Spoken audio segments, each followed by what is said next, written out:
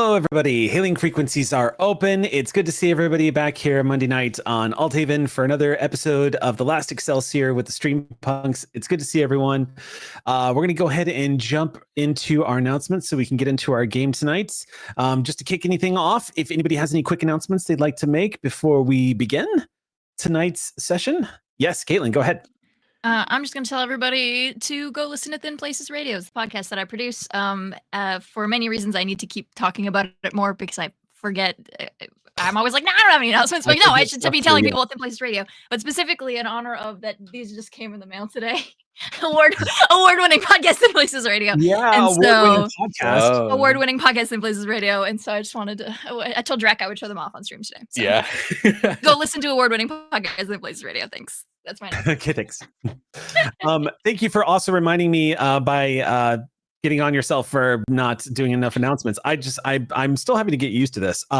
My one announcement is I have a comic coming out on the 19th, published by Dark Horse Comics, The Rise of Hellfire. It is the origin story of Eddie Munson and Stranger Things franchise.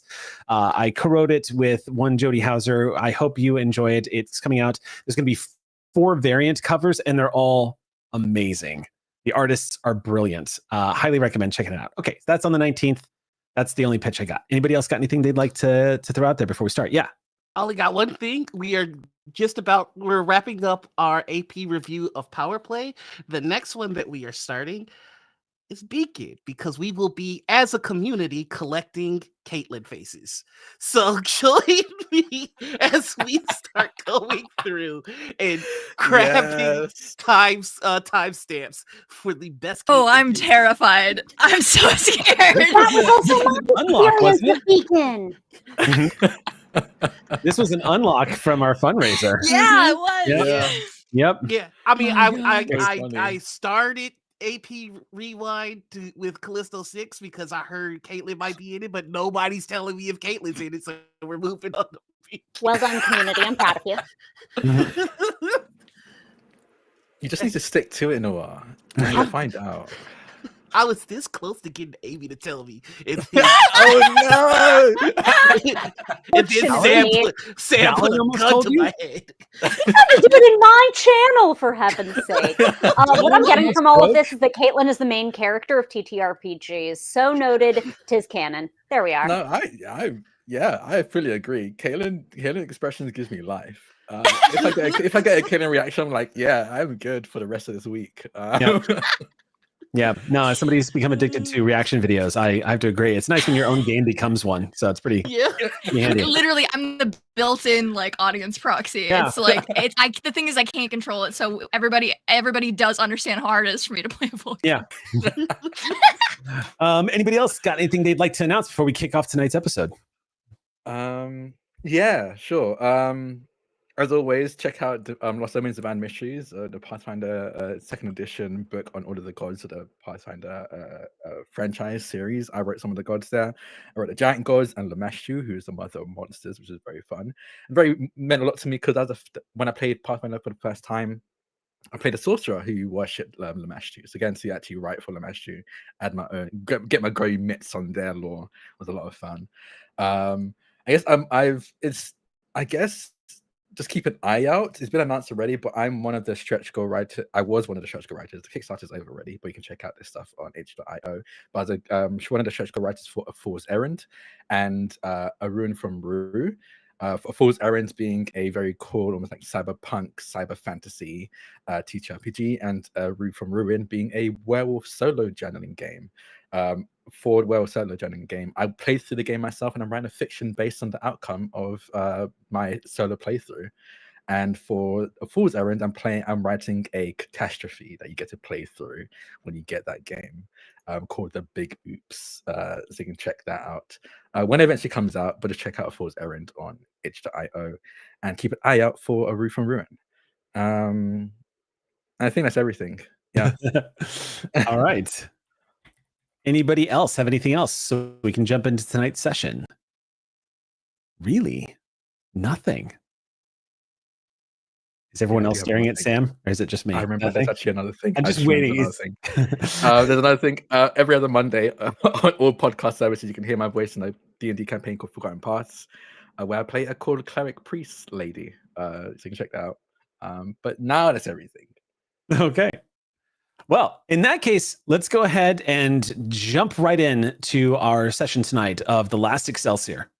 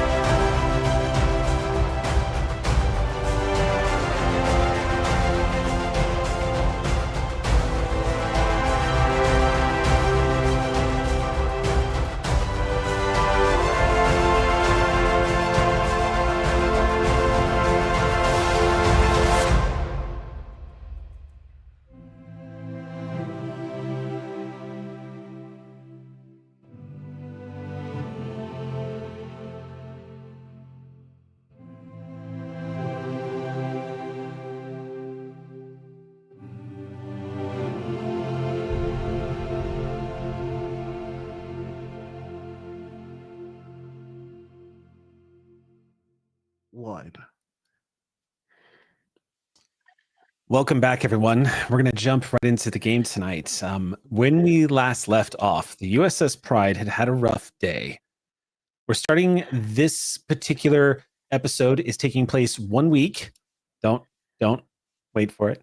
1 week after the previous episode of the Last Excelsior. The USS Pride is currently docked at Starbase 16 and has just finished undergoing her evaluation for repairs. And it has been a doozy. Lots of damage done to the outer and secondary hulls, as well as some of the primary systems on the USS Pride. Also, there were injuries, casualties that are all just now being accounted for. The Pride got knocked around pretty good, but the Pride is also the talk of the fleet right now. If there's anything else to be said, the USS Pride is the first Federation starship to ever encounter a rogue black hole. The odds being as astronomical as they were, the after report of the event indicated that the trajectory of this black hole, this rogue black hole, was actually difficult to detect thanks to the interference of the nebula that you guys were all in the process of scouting out during the survey scouting mission along the borders of the Romulan neutral zone. All the governments that were required to be alerted of the local star systems, as well as the Romulan governments, were all put on alert once the trajectory of this singularity was mapped.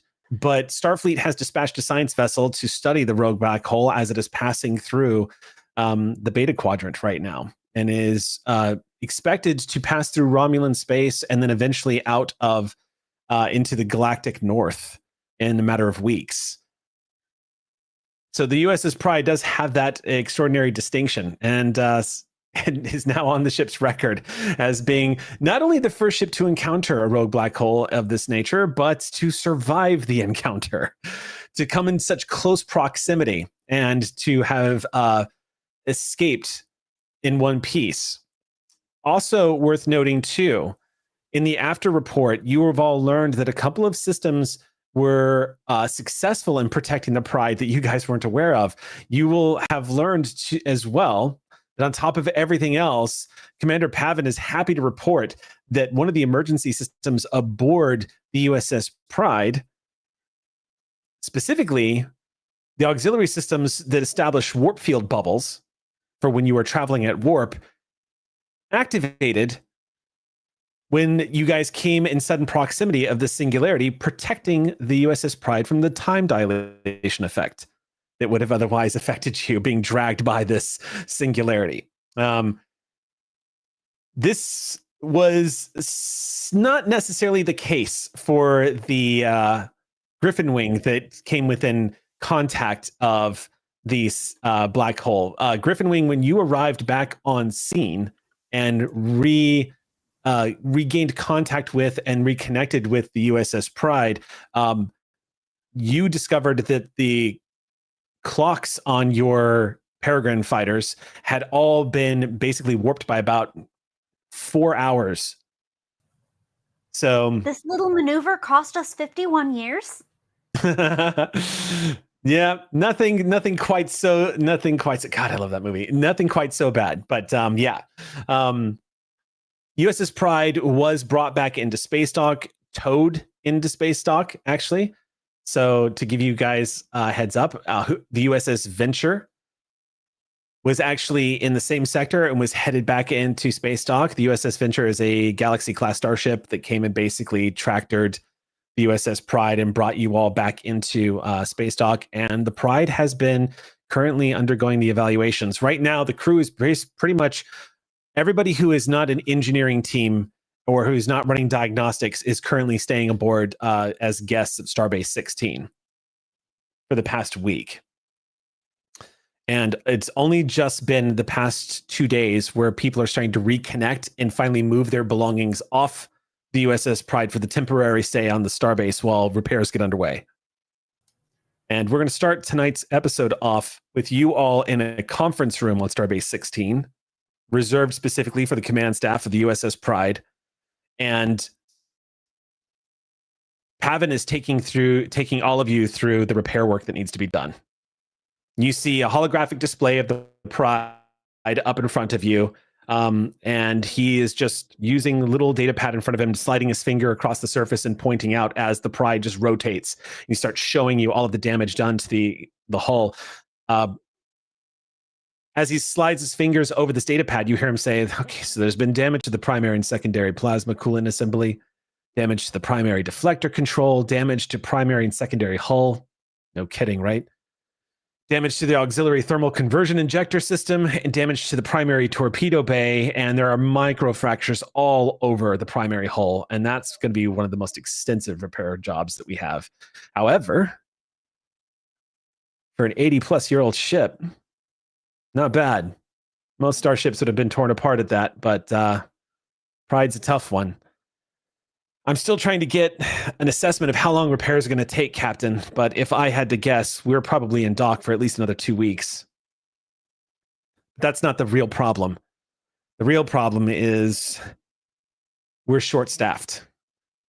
We have our crew, and we can do what we've got to do with what we've got, Captain, but this kind of extensive repair work will require a full set of, well, all hands of the space dock helping us try to put the Pride back together again, and they don't have that kind of personnel right now. Seems like they're pretty resource stretched because of all the efforts that are happening in, well, that little thing that's happening in Romulan space right now. Estimated 2 weeks for finalized repairs. That's the fastest I can get us going. He sets the data pad down on the ground, a bit of a mournful look on his face as he places it on the surface of the table and just takes a seat. To be honest, after everything we've been through, I think maybe 2 weeks off could be good for us.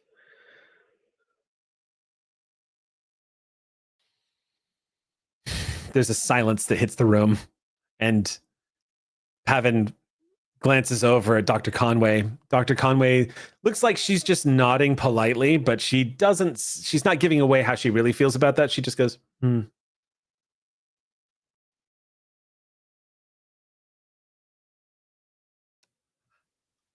who all is here in the room? Just want to double check. It's the full command staff. So the entire bridge crew is here right now. Senior staff. So everyone on the call, then Hata, Selma, Raleigh, Pavin. Would that be everybody?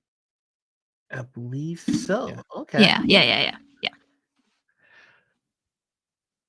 I think at this point, if should Jeremy there, he would be following Hata's lead on this and just go, if it's 2 weeks, then it's 2 weeks. I think we could all agree that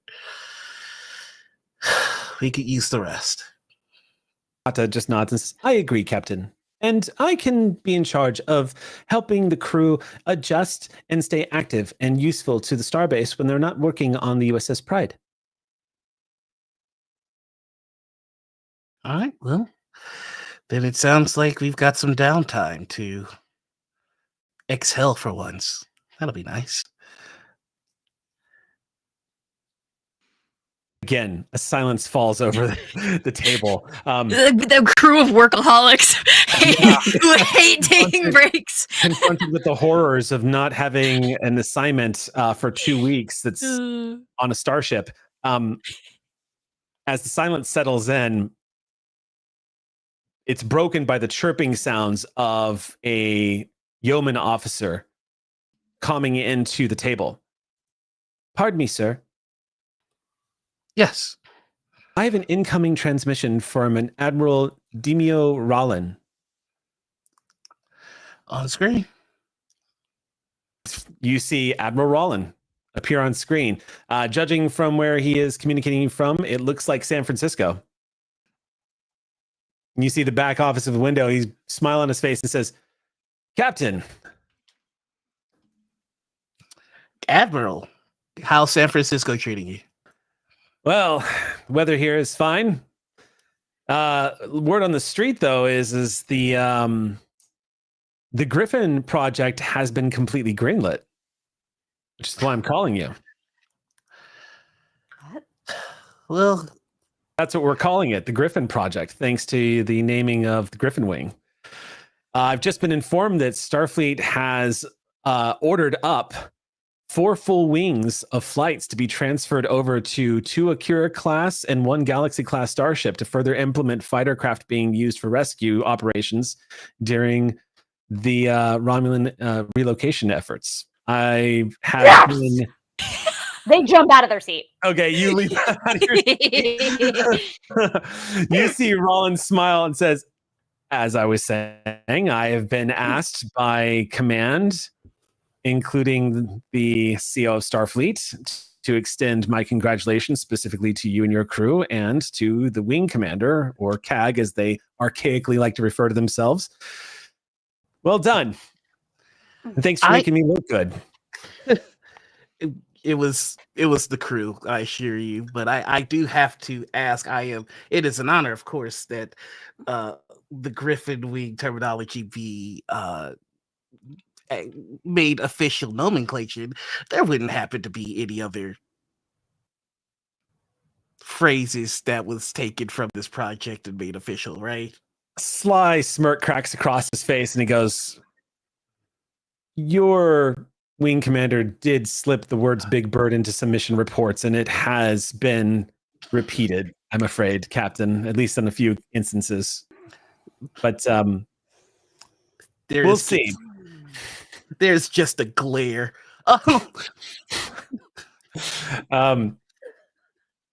We're looking at the possibility of making some of our escort class vessels, like the Akira class, capable of supporting small wing fighter squadrons at this point. And the Federation right now is a little invested in other efforts, but there's enough drive to see this actually get implemented for the purposes of what's happening. And Admiral Picard himself has signed off. So in the next 6 months, Starfleet's going to be calling up new pilots from the Academy to find out who wants to start flying again. So that brings me to the next round. Commander Cadence, I have been asked to propose to you,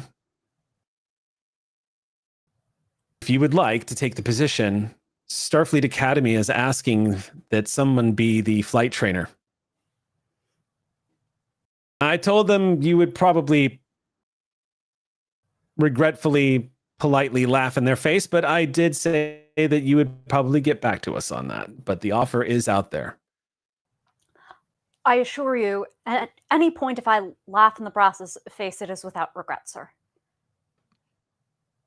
But I will take advantage of time offered to consider it, and if you would convey the gratitude I feel for the consideration, I would appreciate it. Is that good? Did I do it right? Is that I'll the have my spiel? yeoman try to make that sound like English, and we'll get it sent over All to the. Excellent. Thank you.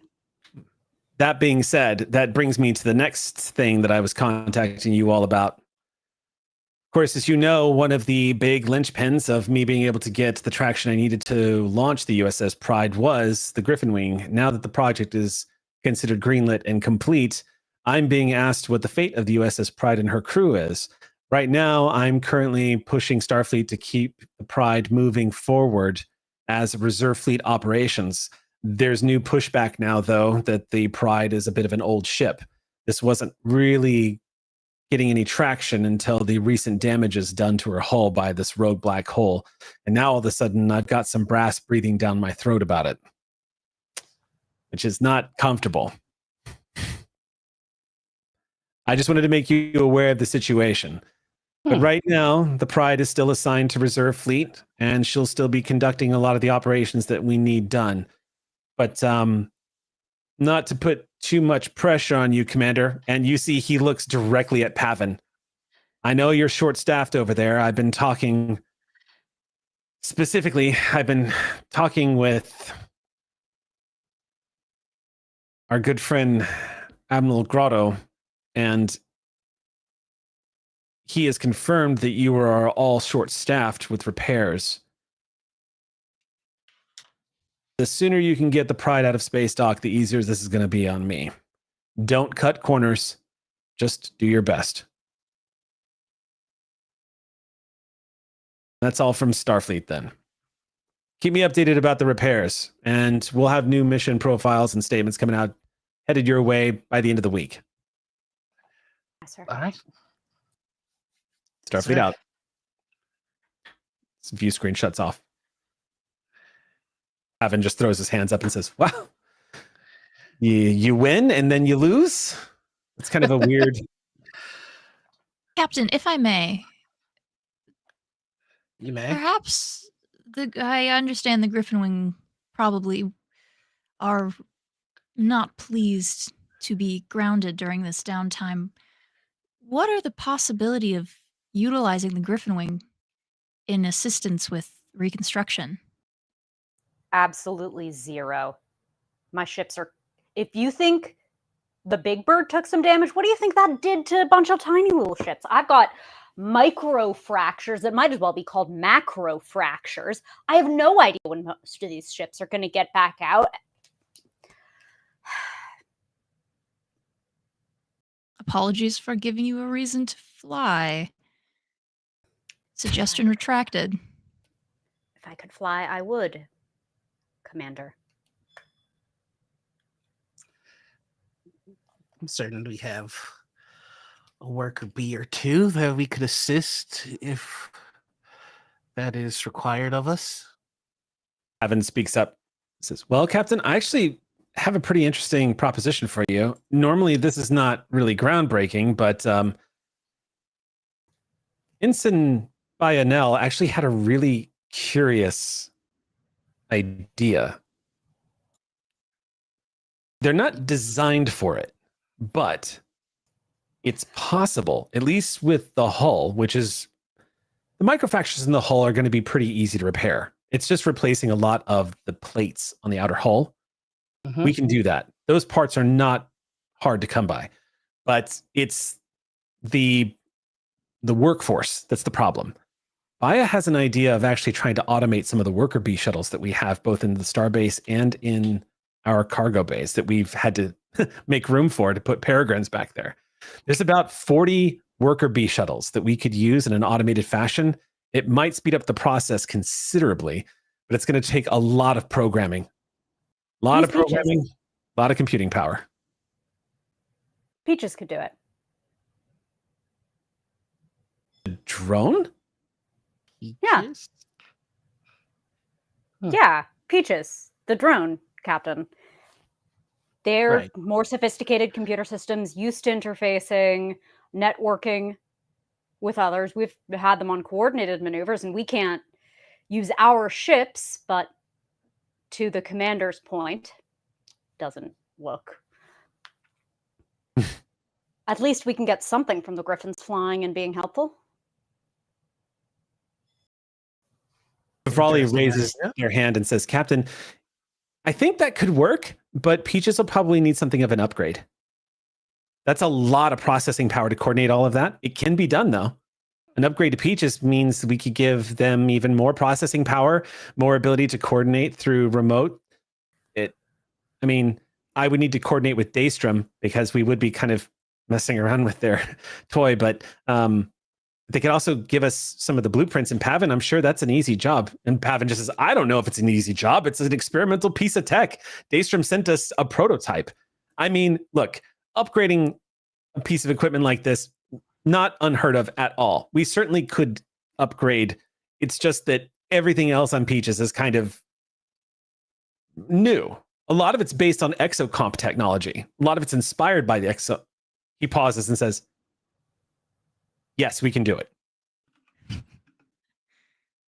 Well, I could tell that these are hands that don't like to be idle, so let's give it a try.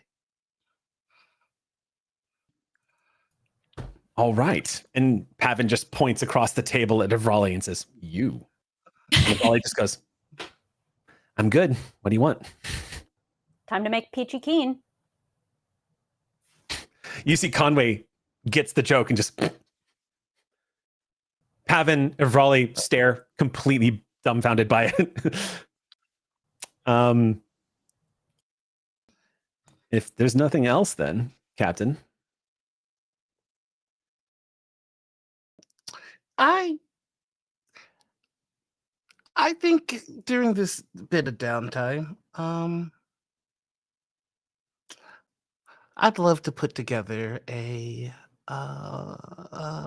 competition, a triathlon of sorts. So I'll be in the holodeck if anyone needs me. Very good, Captain. Crew, dismissed. There is a cadence-shaped dust cloud as they Looney Tunes the heck on out of there. All right, you take off. Safe. There will be a glare at Cadence as he walks out, just going, I can't believe Big Bird is official Starfleet terminology. But other than that, he's just heading off. Sir. Taeon does the same, gets up and heads out. Exiting the staff room that you were all using here, it takes you down the main concourse and onto the main deck. The main deck, of course, is large enough that it can hold those beautiful floor-to-ceiling windows that stretch up 2 decks to let you look out and in to Space Dock. You guys can see the Pride from here. She is currently held in at dock number 2 inside Space Dock right now. She is, she's a sight to behold.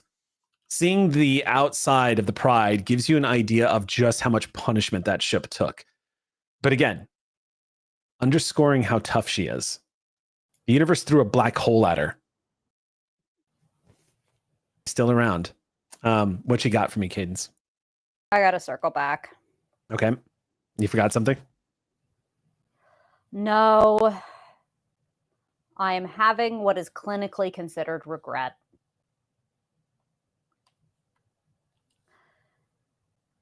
Commander Tavine. Matter Cadence. I would like to apologize for my outburst during the meeting. It was unbecoming. You were trying to help, and I appreciate your assistance. Accepted. I appreciate the snark in return. You were simply giving me more information that I hadn't had before. Yeah. Have you had breakfast yet? No. You like to get some food that is not from a ship replicator?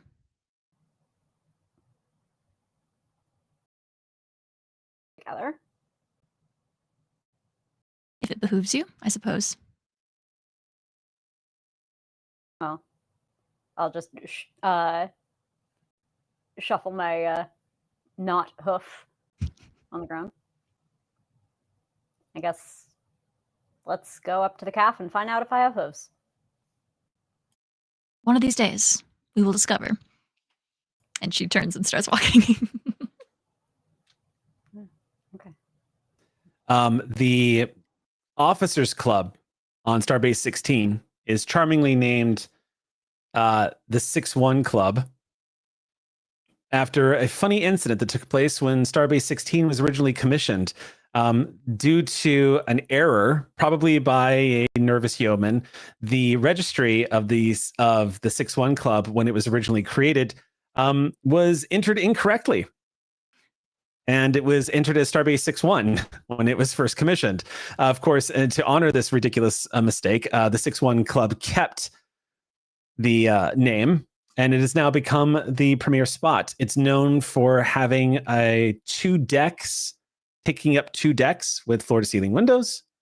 The Officers Club has floor-to-ceiling viewports that look out into deep space, along with telescopic viewports for people to enjoy looking out through sensor enhanced telescopes, along with pool tables and donjot tables as well.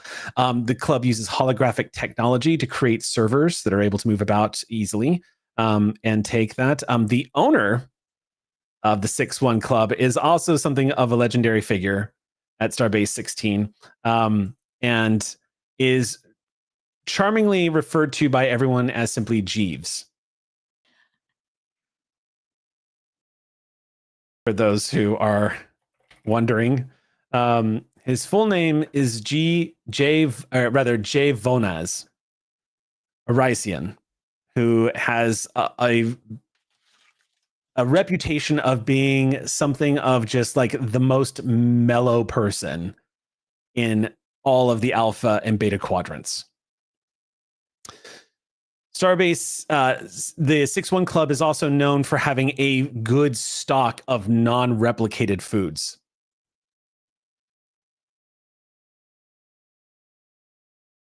Ranging from all different types of dishes. So you guys are easy to find yourselves some food there that is not of the replicated variety. Of replicated descent, yes.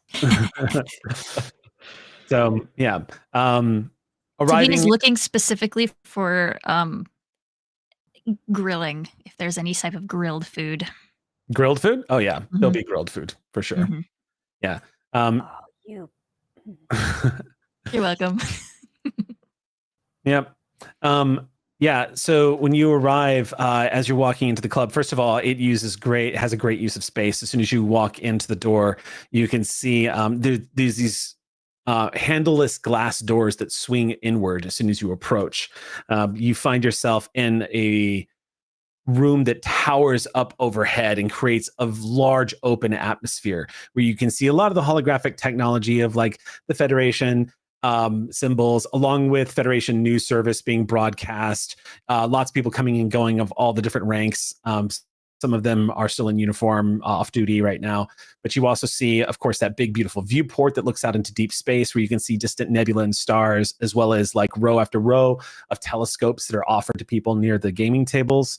The 2 rows, of course, there's like a glass elevator and ramp that goes up to the second floor. And you see holographic servers moving all around, taking people's orders. And at the very front of the Officers Club, you see Jeeves staying there. Jeeves is looks like he's a Rycian, so he looks human on the outside. Has slightly dark skin. Looks like a symbol or some kind of decorative symbol right in the middle of his forehead, where there is a slight bump coming out a little bit, sort of the signature thing of the Rycians. He wears a deep purple suit, double-breasted suit that has this gold undershirt, kind of like collared shirt going around with silver trim around the outsides of the suit, always dressed to like the nines. And he has large round glasses on his face that kind of look like they are digital and are taking information and giving information as he's speaking to people walking in the door. Think of Stanley Tucci. It's kind of what he looks like.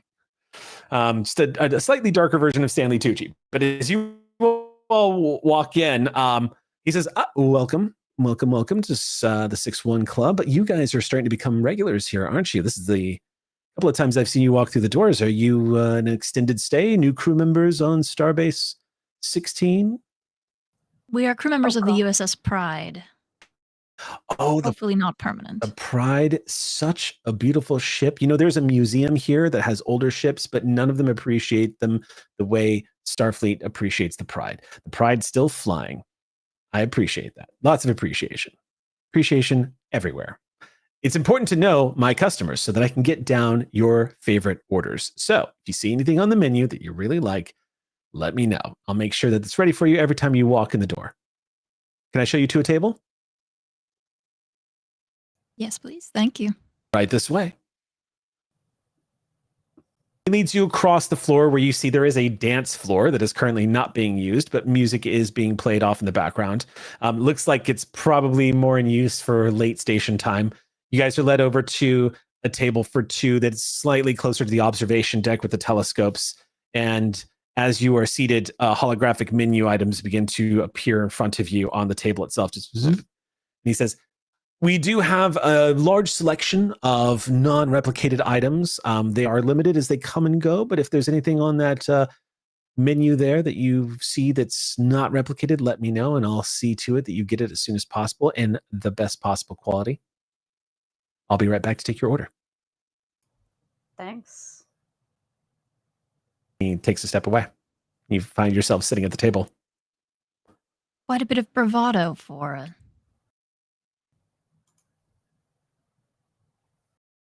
I mean, Yes. I always wondered what it must be like to be stuck in a station. I suppose guess you must that- make your own fun. Right. I mean, you're not going to get it from the station. Like, what are you going to do? Fly? Surely not. I don't know. I think if I were on a station too much longer, I might experiment with airlock diving, frankly. I tend to not leave my ships on most space dock time. It makes me feel cooped up. Is that because we're cooped up? Would make a joke about the hooves, but I believe that is chickens. Forgok. Indeed. So,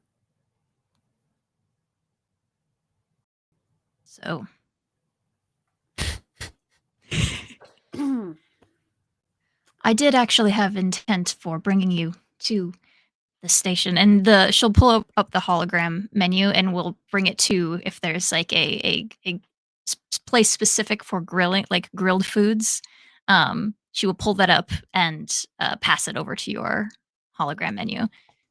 I thought it might be nice. One of the ensigns was talking about grilled skewers, and I discovered it was fresh food and figured it would be, as previously stated, nice.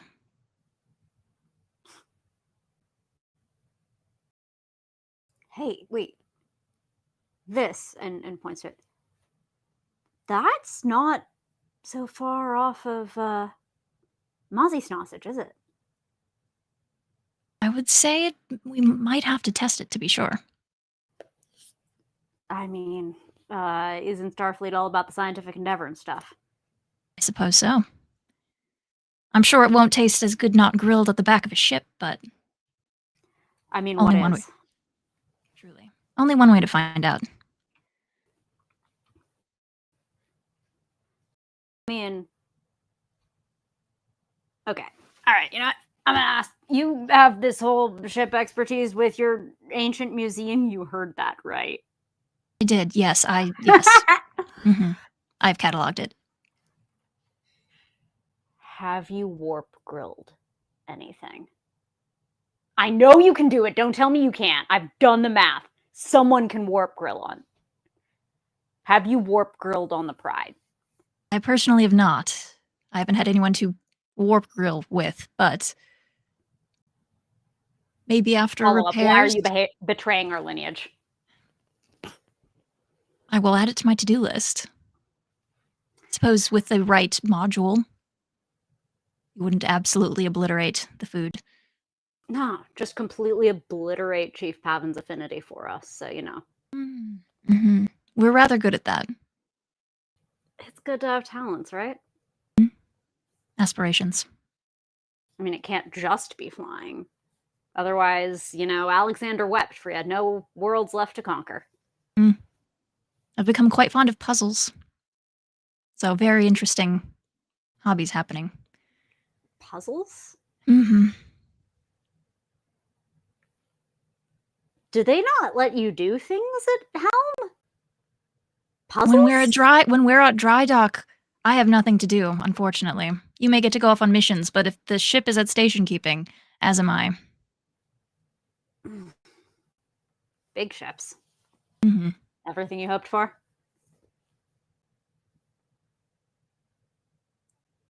I think so. About small ships. The greatest. Though it sounds like I'll have some competition or students. A fascinating expansion. Do you I think have you'll take the no position? business teaching anyone. Besides, Dad put me back on San Francisco, and he's still there. Have you talked to That him? is... No. He hasn't spoken to me either, so... Can't say Oh, I it's mean, if not he a... tried to speak, I wouldn't know. I've had any terms related to him or his name blocked from my messages since before the war. I should do that. That is smart, but as previously stated, he wants nothing to do with me. As far as I'm aware. So I'd be back on Earth. Major There. downside. Ambassador downside. He's Ambassador not a major. downside. You, I believe. Careful, careful, Vulcan. You're never going to get to Kolinar that way. Mm. Mm. Haven't decided yet. Still? Still. Like, don't you know by now whether you like feeling things or not? You would think. But I Not when wasn't can help really... it. Fair point. I wasn't really given ample opportunity to be given the pros and cons, I suppose. Having to figure it out on my own. While in deep space, without much guidance, it's kind of stunted it a bit. But yes, still. Pros: completely lose all development as a person and impetus for personal growth. Cons: feeling emotions. Yeah. Excellent points. Yeah. I don't know. I don't know what part of Vulcan is for me yet. If that I part mean- is or not. It's all for you. You are. Doesn't always feel like it. Well, then anyone who makes it feel that way should go stick their head out the aft. You all see, as you're having this conversation, Jeeves is on his way back to the table. Oh, our time is up. See if Right. the imposter can compare. Yeah, good to know what we're working with as a baseline. think they end up ordering a handful of things from this grill spot to compare to some things from home. Okay. He does have on the menu Debalian fudge cake, Talaxian omelets, Slugga-Cola from Ferenginar. He has Kanar, Pyralian ginger tea, Gespar, as well as Poktar, 2 Vulcan delicacies, and of course his all-time favorite, Rycian Mai Tai, served with real alcohol. What shift is it, Eric? It is technically alpha shift right now, so Okay. All right. Noted. yeah. We'll get the Vulcan drink and human food, and it will be a fun little dichotomy to. Yeah. She'll there pretend you not go. to notice the implications of. Okay, orders are placed. He informs all of you that he always takes the first order of newcomers every time they walk into Starbase One, into his club. But the 6-1 club is staffed with highly efficient, brilliant holographic staff that will help you if you need anything else. And he wishes you to have a bon appetit. And with that, sets himself aside as a few of the holographic servers come and set drinks down for you. As well Perhaps we as should introduce him to flying. I feel like it may do him some good. I mean, right? Like seeing all the ships all the time. Surely he wants to go be on them. I guess hypothetically, there are some people who don't like flying. Hypothetically, of course. I mean, they got here mostly. Flying was flew at probably least involved. once. Yeah. Mhm. So, So, what else is new? besides the puzzles, Yeah, I mean, thrilling those, but I figure no culinar yet. Taking up puzzles. I believe that's 2 facts from me and 0 from you. I have to turn it around before I divulge more sensitive information. I haven't taken up puzzles, but I did learn. So it's not flying in the water, but it isn't swimming. And the entire time I was on Hata's planet, I did not decide on a verb. So, fellow pilot, any assistance you want to render in that endeavor, that was probably the best gig of test piloting. So flying in space, very good. Flying in air, significantly better. Flying in water, really the best. Fascinating. I know you can't take Big Bird there, not a seabird, but would recommend it. Noted. I will Maybe if think you on ever a. I'll think on a combination of swimming and flying as a verb. Yeah. Get back to you. Excellent. It is an outstanding question in the aviation literature. So yeah, test piloted. There was a war. You might have heard about that. Hmm. So, did Yeah. a bit of flying there.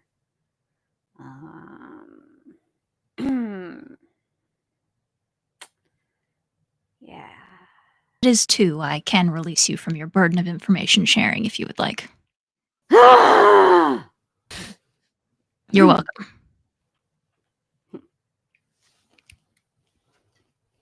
Was the food already delivered at that point, or did we just get our drinks? No, the food was set down in front of you both as you were having a conversation. The holographic servers don't say anything as they just smile and set them down. But as that food is set down, there is a chirp on the comms, specifically for you, Cadence. Is this Commander Cadence? Cadence, where are you? You hear the voice of a very familiar Klingon say to you. I'm in the half dozen the other. The officers club. You, Federation, and your strange I will be there momentarily. And then you hear Pavin's voice come in and say, sorry about that, Commander. He asked to borrow my communicator. He didn't know how to get a hold of you. Yeah, makes sense. Thank you. Yep. You hear it chirp off. Any fans? Just, I didn't pick up puzzles, but did pick up some people. So if you have anything that you want to say to me while we're sitting here alone, now's the time.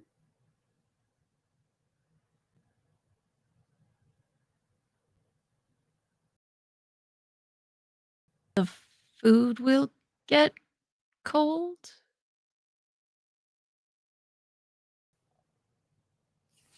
They just take a fork and stab a sausage about it.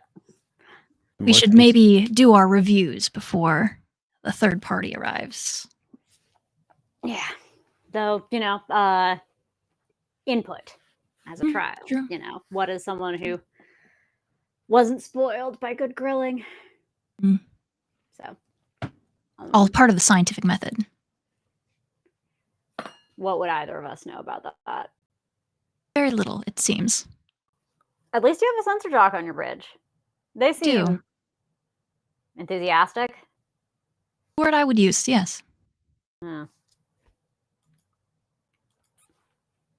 of a jock, but they seem cool. Much information to share. It's nice to have someone who's willing to fill the air. I'm not much of a talker, as you know. You? They are not so put off by it, which I appreciate. I don't know. I thought you were always pretty chatty, at least when we were.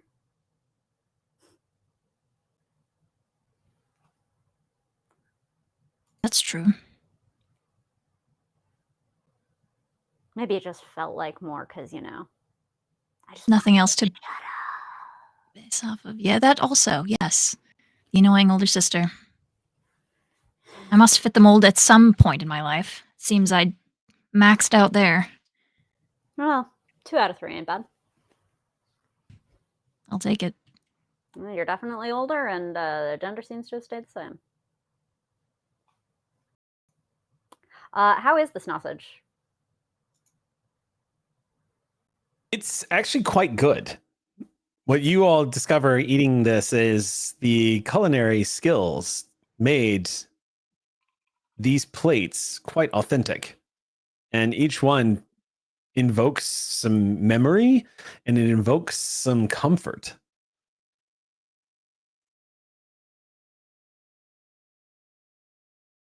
There's something missing. It tastes earth. Does it taste earth to you? Vaguely, more so than chip food, but it doesn't taste trill. It doesn't taste trill. How does something taste trill? You can When see Mozzie makes it. You can see the large form of a Klingon who's entered the club across the room, being stopped at the door because he's doesn't seem to have the credentials to enter the officers club. But after only a few moments, he's allowed to pass, and he comes striding towards you, like beelining right for your table after being directed to where you're sitting. Give you as a quick reminder, Chok is a large Klingon, both in body and heart. He's well muscled, his form has softened a bit over the years as he's gotten older, and you've started to notice strands of gray in his hair and that great big brown mane that he has over the back of his head.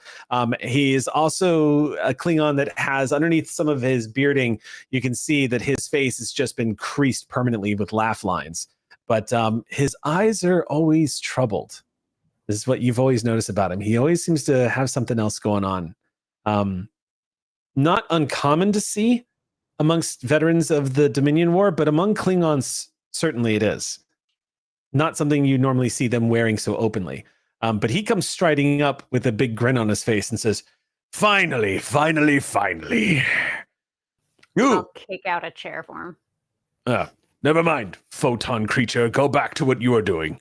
He takes the chair and slides it up. The holographic server just nods, smiling, and goes back to taking an order. They're not photon creatures. Photonic And creatures. they have names. Artificial doctors, artificial servers. Takes getting used to. Yeah, but I believe in your capacity to adapt, right?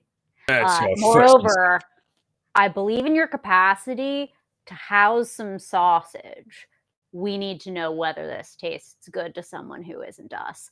By the way, Commander Tavine, this is Chok and Awe. Chok, this is the best large vessel pilot in Starfleet. He nods to you and says, the sibling, and reaches over and takes one of the sausages with his bare hands and looks at it and says, the predilection to cook your meat is strange to me. And he takes a bite out of it and says, it is meat. And as he chews it, Well, there you have it. It can't possibly be as good. and he sets it down on the table in front of him, just keeping his hand on it, and says, Cadence has told me much about you, or did back in the day. Doesn't speak so much to me at all anymore.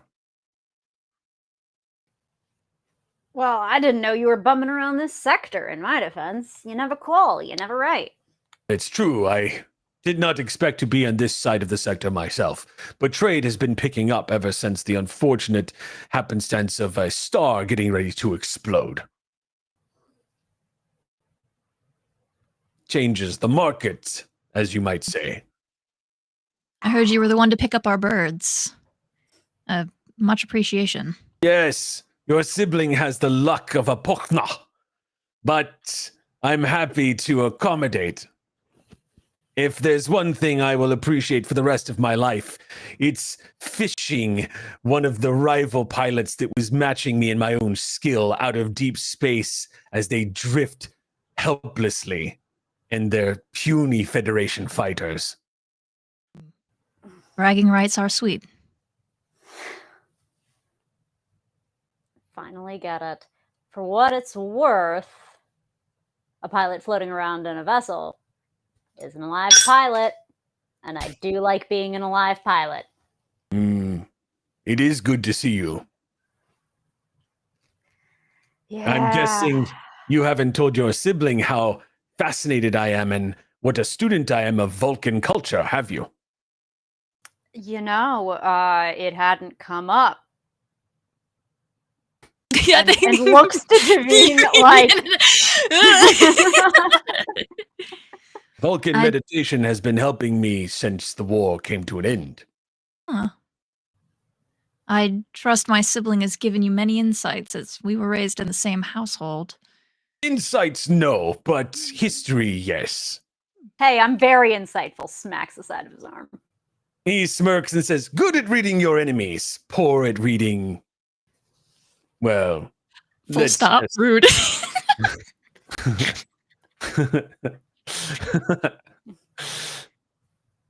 Yeah, no, they do stick their tongue out at to be So, how long are you in dock? Until repairs, it seems. On her ship. I guess they're going to let mine tumble around like a bucket of bolts. You have a mobile station for fixing. We have to stay in one spot. No, so once we get yours going, it's good enough. You get constant maintenance. Don't I pretend. require constant maintenance. We know.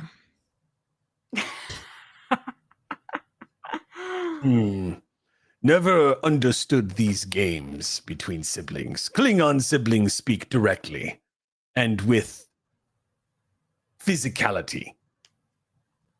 The subtleties of you two are beyond me. Look, there's no point. What am I gonna do? Arm wrestle a Vulcan? She won every physical contest we had growing up. It But did take them a while to realize that they did not contain that particular trait, despite being my sibling. look, theoretically, I should have weighed enough that I could have pinned you. I kept the It ruse just- going for much longer than it should have, but they kept falling for it, in my defense. Yeah. So how long are you going to be here on this station? You've dropped off the poor erstwhile Federation pilots. What are you still doing here anyway? Not that I mind, but curious. Picking up supplies. A few 100 metric tons of foodstuffs, replicator, repair parts, and such. I've been given permission by the Romulan government to deliver these to worlds that will be needing such support for new colony efforts. What got you that favor of the Romulan government? He smiles and says, that would be Chancellor Martok, who has done quite a good job, I think, at managing the crisis situation. Martok has managed to see the wisdom in galactic stability and is doing what he can to ensure that the chaos created by this great relocation effort is not going to invite the worst kind of political and military upheavals that these sorts of things invite. Or so I've heard been said on many a news network. I don't pay much attention, but I do know that because of our allyship during the Dominion War, there is still some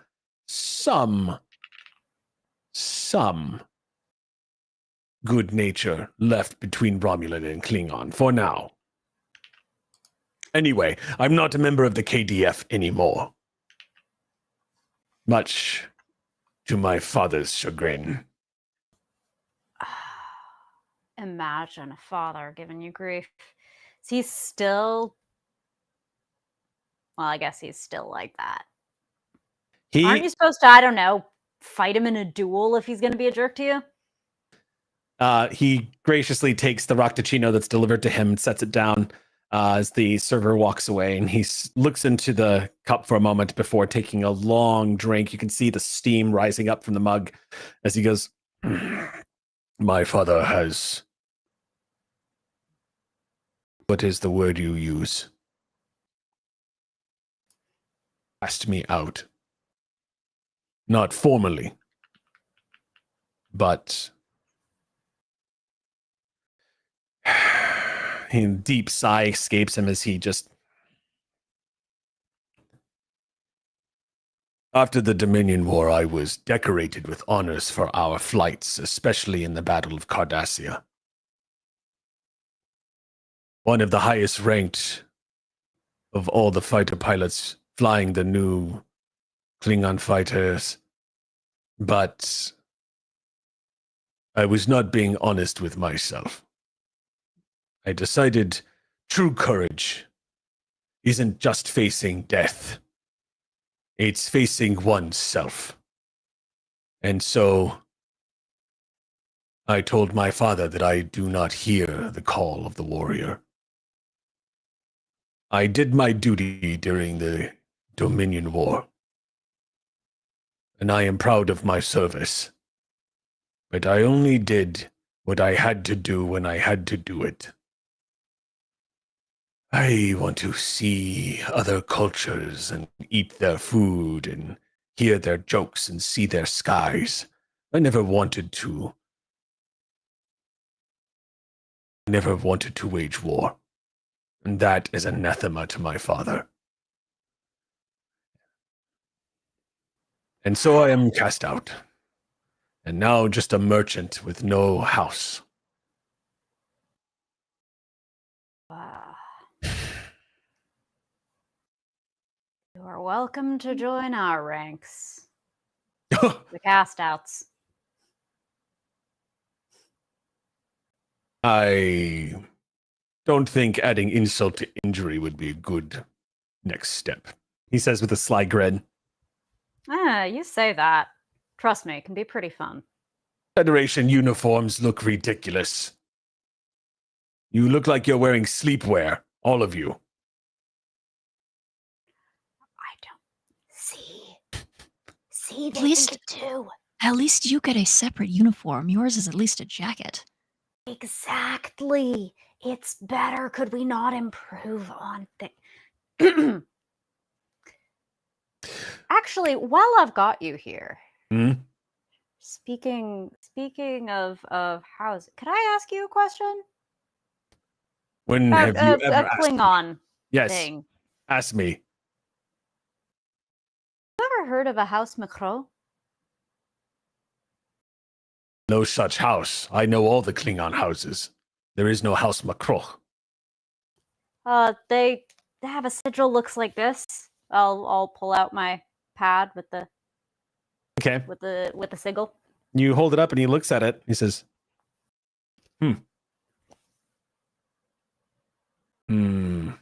that looks like... No. This is not a real Klingon house. Never heard of such house. At least none that has been recognized by the council. Maybe an old house, but certainly not one of today. Where did you get this? Came across a colonel and looks to Javine like, we don't need to talk about the circumstances of that coming across. Colonel. Colonel is a very high rank. They claimed they were a part of some house that does not exist.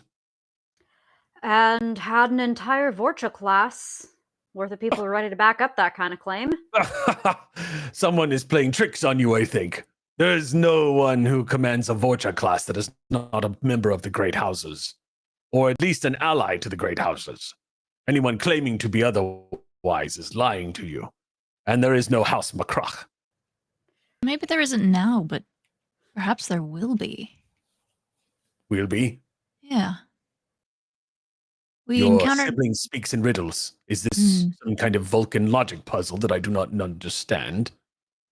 Unfortunately, no. I more mean that we encountered several time-based problems. Time-based problems. Yes. Chronoton, etc. Quick above the table check. We weren't forbidden from talking about this, were we? No one has explicitly told you. And just wanted to also, check. and as a quick reminder, Starfleet also has no record of this house on file at all. Yes. Yeah. Yeah. Yeah. So, We had some chronoton problems, some time dilation oddities, and this happened around then, so maybe they don't exist now, but maybe they will.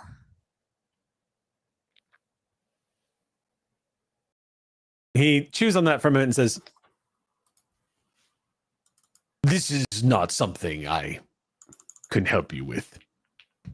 But I can tell you that this is not a house, and no one reaches the rank of colonel or gains command of one of the mightiest warships in the KDF without the backing of the High Council.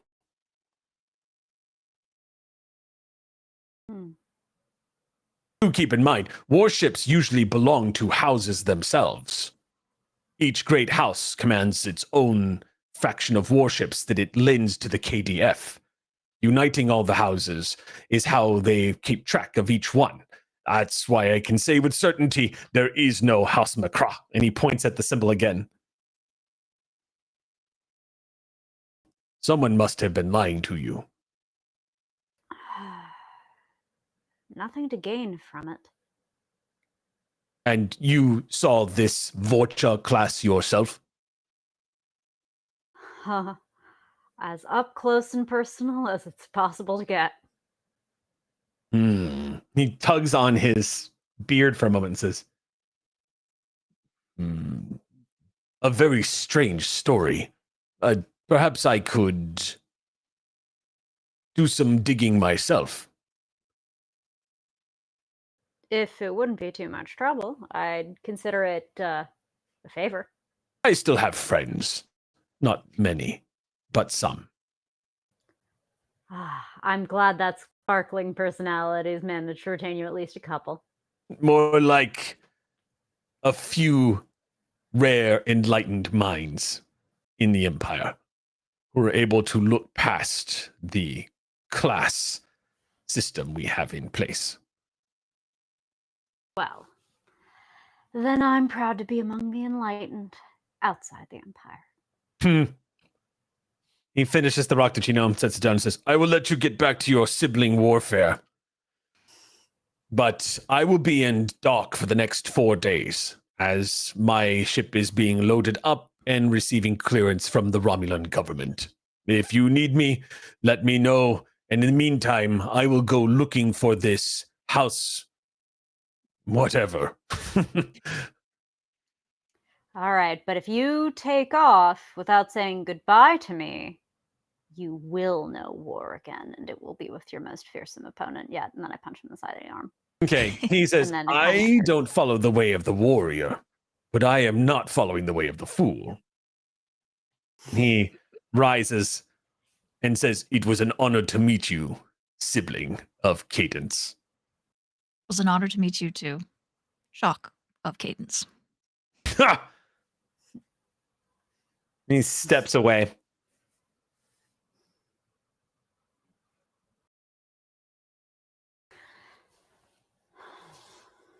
So verdict? We need to find the taste of. As a button to the scene, as soon as you say that, the sausage he left on the edge of the table just rolls off onto the floor. Well, surely that down won't there. do. You know what? I'll take the button of picking it up. Like, maybe. Yeah.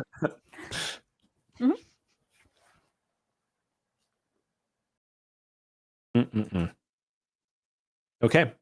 What is everyone else doing right now? Jared will go find Taya. Taya, where you at? I think I'm doing a runabout. I guess a walkabout the station. It seemed at first the plan was just take a look around, but I think for the most part his head's been buried in a data pad. As he's got many questions, trying to see if he can find any answers to them. Aeon, as you are walking the length around the station, you look up just in time as you hear, make a hole, make a hole. As you glance up, you see it looks like a bunch of Starfleet officers that are, it looks like a marathon. People jogging through the concourse, people moving out of their way as a Starfleet officer, followed by about 16 or so junior officers in what looks like sort of like Starfleet workout gear, jog past all of you. That pulling yourself up from the data pad just in time to see that go by, you see Jaren, Captain, approaching you. I think Jared will also be in like an athletic outfit. Taya, Commanders, good to see you. Good to see you too. I see you're not so really taking the rest seriously and working more than usual. This is how I rest. Staying still bothers me. Not that there's anything wrong with staying still. What are you doing? Well, I suppose I'm a bit of a hypocrite judging you. I'm not being as active as you are, but I'm trying to see if I can get some work done. I'm being active in the body. It appears you're being active in the mind. What exercise are you doing? And you see Teln kind of furrows their brow. They kind of tap the screen on the data pad. I know we've been actually above table, actually, because we actually never said this. Has Cadence given us an update of what they remember now? Are we aware of that, or is it still okay? Yeah. I made my report. Okay. I'm just stuck on what Cadence told us. and what I saw while trying to find answers. Can I take a seat with you? Yeah, I probably should take a seat. I've been walking for quite a while anyway. So, what are you having difficulty coming to terms with? But we have so many unanswered questions. We have the Klingon colonel disappearing, the Romulans that they seem to be chasing before they disappeared. Even back on that colony planet, the power cells that went missing, I can only assume were taken from by the Romulans that the Klingon colonel was after, and we never answered that question either. And then, while trying to figure out why or what the missing memory was,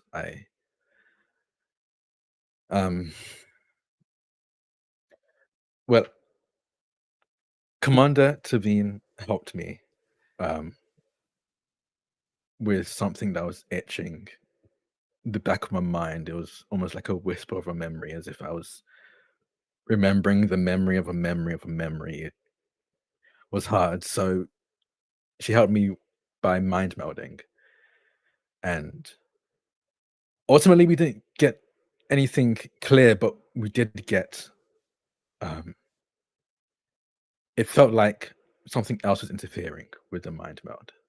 Someone else, something else, we're not entirely sure. And the only thing I have to go off of is, and I'll hand my data pad to the captain, and you just see like every iteration of Jem'Hadar, Echoes, Echo War, Jem'Hadar War, like I've been trying to find out anything that links those two words, Jem'Hadar and Echo. I only got the word Jem'Hadar and Echoes. And it didn't seem like it was planted there. It seemed almost like a slip up by whoever was interfering with our mind meld. So I'm just trying to figure out what's going on here. And it's been on my mind for a while now, and I'm going nowhere. Can I ask you a question? Yes, Captain. What bothers you the most? The fact that you don't know, or the fact that you think that you should?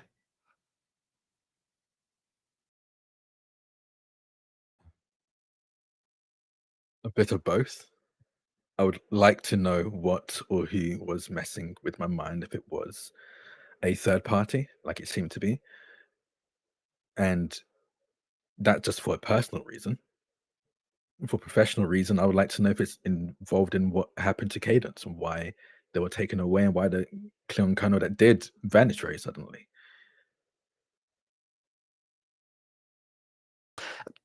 I've been having trouble with that line, the personal and professional line, myself. Can I confess something to you that I shouldn't? If you feel comfortable to, sir. You take my orders. You trust me with your life. I think I could trust you with this. What bothered me the most is that I thought I should know.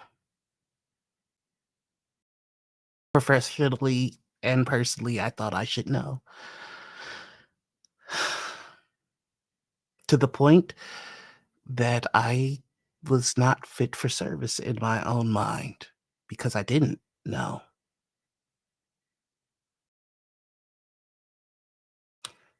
You don't get to wear this badge. You don't get to be here if you aren't qualified. You don't get here if you can't do it. He's just going to put a hand on Taeyeon's shoulder. You're going to figure out what you need to know in time. Just give yourself grace. And I'm telling you that because I need to tell myself that right now. So I need you to take this well. There's a moment as if Tom kind of remembers that he probably should smile in this moment, so he smiles. Thank So, you, Captain. Jim Hadar and Echo. Those are the two things that are sticking out in your mind, right? Yes. It's very little to go off of, but What is your experience with the Jim Hadar? Have you faced them in combat? no. I have very little experience with them beyond what I've read. I asked Commander Cadence if they had any knowledge of this. But again, we didn't. There wasn't much to go off of. So I think that's interesting. Keep at it. If there's anything that you need from me, I'll be more than happy to help. I think it's strange that the thing that sticks out to you is something that you are so far removed from. And everyone, or quite a few around you, have had experiences with them. So why you? well, Captain, you just give me another question to search for an answer for. I'll add that to the list. You answer enough questions, you get a starship. I think I'm fine with my current responsibilities. I'll leave that to you, the likes of you, Captain. Well, I'm getting there with mine, so. Can you tell me about your previous captain? What did you think of them? She was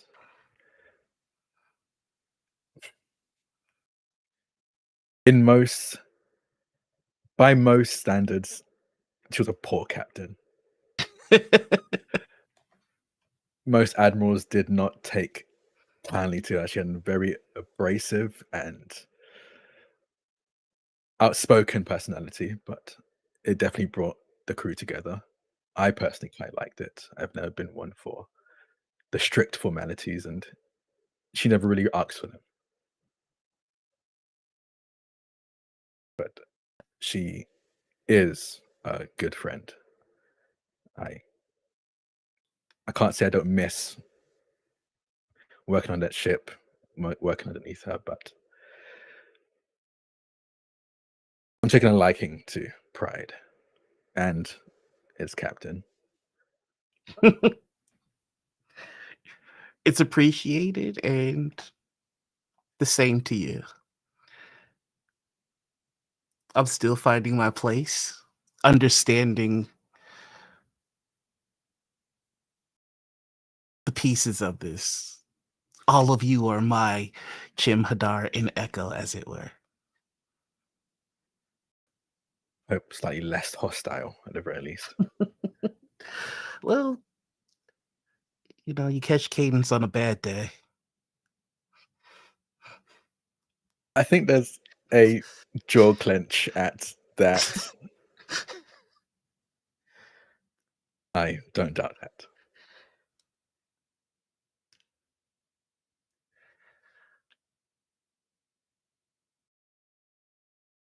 I've never been more relieved to read a report than the one that I read from Cadence.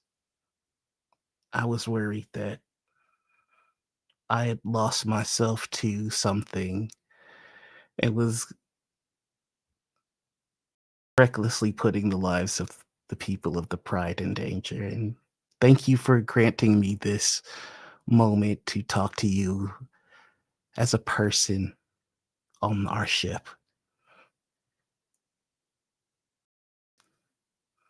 Of course, Captain. I'm always willing to lend an ear.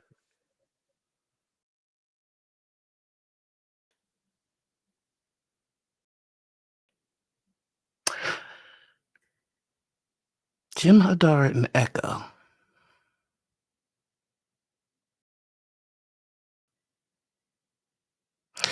from far enough away.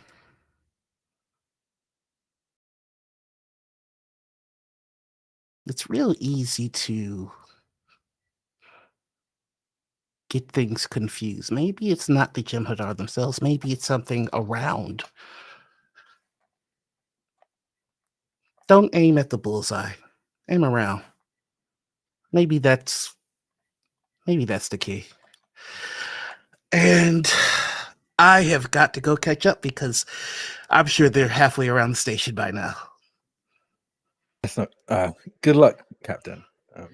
And please let me know about that triathlon. If this is part of it, I might be a bit late, but I'd love to join the 2 other events if they're still going on. Will do. Last question. Do my mills hurt?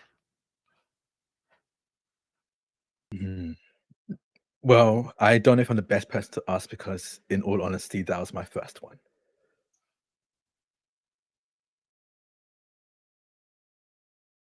You initiated. I'm not entirely sure how to initiate. It was actually Commander Tavine that conducted it, though I did ask her to do so. I'd like to talk to you two about that. I've got questions. If that's all right with the both of you. Can't speak for Commander Tavine, but it's fine by me. Best of luck on your search. It's just gonna bolt ass. Like it's not even like marathon pace anymore. It's like full on. I gotta catch up. Okay. This actually is a great pausing point for our break. Before we do, though, a little housekeeping, because I realize this was something I actually meant to do. I spent threat on this and never actually gave it. And this was from some time ago. So I'm going to do it above board so that everyone has it as part of just say watching the show. But Tavine, I have spent threat to give you a trait. Your trait is emotional instability. Oh, that's right. Yeah, my emotional Yeah. instability. Yeah. Yeah. Yeah.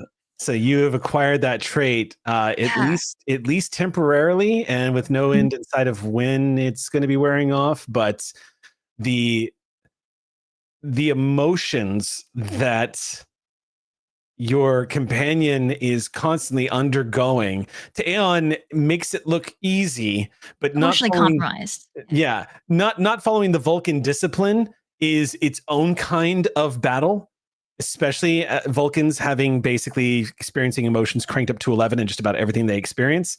And every now and then, as a result of that mind meld, every now and then you find a spike of rage that you are able to keep under control, a spike of embarrassment that sends you into a spike of rage. Like, it's different. It's definitely different. But the flip side to that too, I'll let dealer's choice and how that manifests. But it is a trait until you have it removed. So it is a thing that I've been thinking about, but I forgot about the like mechanical. Yeah. Really so as a trait in this regard, think of it mostly as just a prompt. That you get to role play at your discretion and in dramatic moments. But as I've spent threat to give it to you, essentially I will be able to activate it in certain moments. Otherwise, it is a prompt for you as a role player to enjoy having that. Welcome. It's like a slice of who we are today in this particular period in our history, injected right into your Vulcan. Bless her. All right. With that, let's go ahead and take a 10-minute break, and we will come right back to the second part of the Last Excelsior. We'll see you guys in about 10 minutes. Welcome back to the Last Excelsior, everyone. We are jumping back into where we last left off with the crew of the USS Pride currently holed up at Starbase 16 while the USS Pride undergoes significant repairs. Right now, aboard the USS Pride, engineering teams are currently making their way throughout the entirety of the ship. She is currently operating with a skeleton crew at the moment, just doing basic maintenance and like regulating her power systems, but largely she is powering down.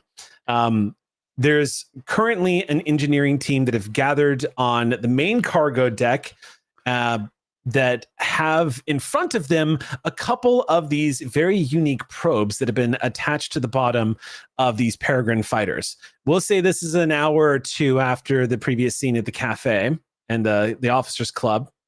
And here you find yourselves on the flight deck. What has been, I should probably clear a few things up too, because the Excelsior class starship has a really unique layout to it.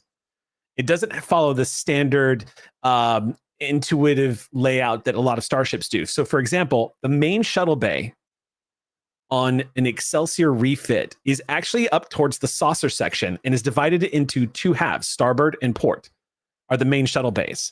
There are multiple cargo bays on board an Excelsior class starship. The main cargo bay, which is the most spacious, is the one that has been converted with the extensive shuttle bays trait, giving the USS Pride the ability to launch a wing of fighters. And that is where we are currently gathered.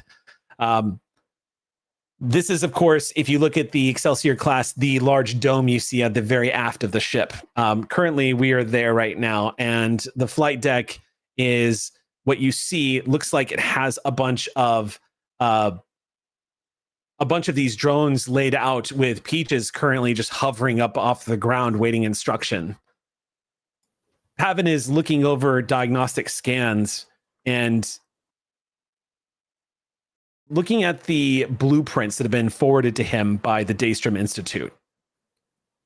And he's scratching at the side of his face, just thinking like, wow, these science kids, they did a pretty remarkable patch job making these drones. Like, this is made with some pretty interesting parts that you wouldn't think to use for these guys. You know, Chief, I wouldn't have used any of those parts. Yeah, I'm going to be honest with you. Neither would I. Scrolls down the data pad, moves over to Peaches and starts running a tricorder scan. Peaches just hovering there, waiting patiently. When he finishes, he says, so,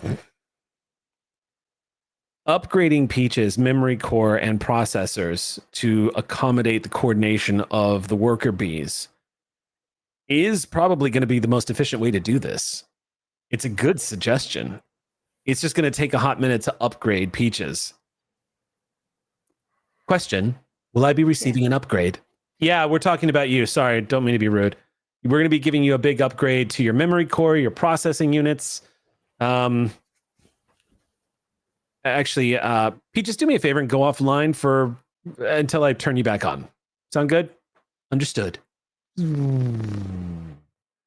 He waits for a moment, then turns and looks at you, Cadence, and says, yeah, we should actually talk about this. And he folds up the tricorder and slips it into his belt and says, Commander, just to give you a heads up, it's not a bad thing, but I just want to give you a heads up. Once we upgrade Peaches, you're probably going to see some changes to Peaches.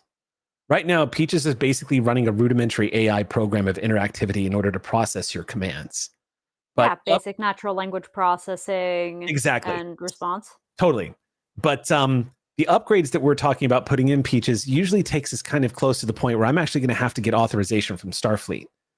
Based off of past experiences using this kind of technology, there's a roughly 50% chance that Peaches attains sentience and starts thinking and maybe even possibly feeling.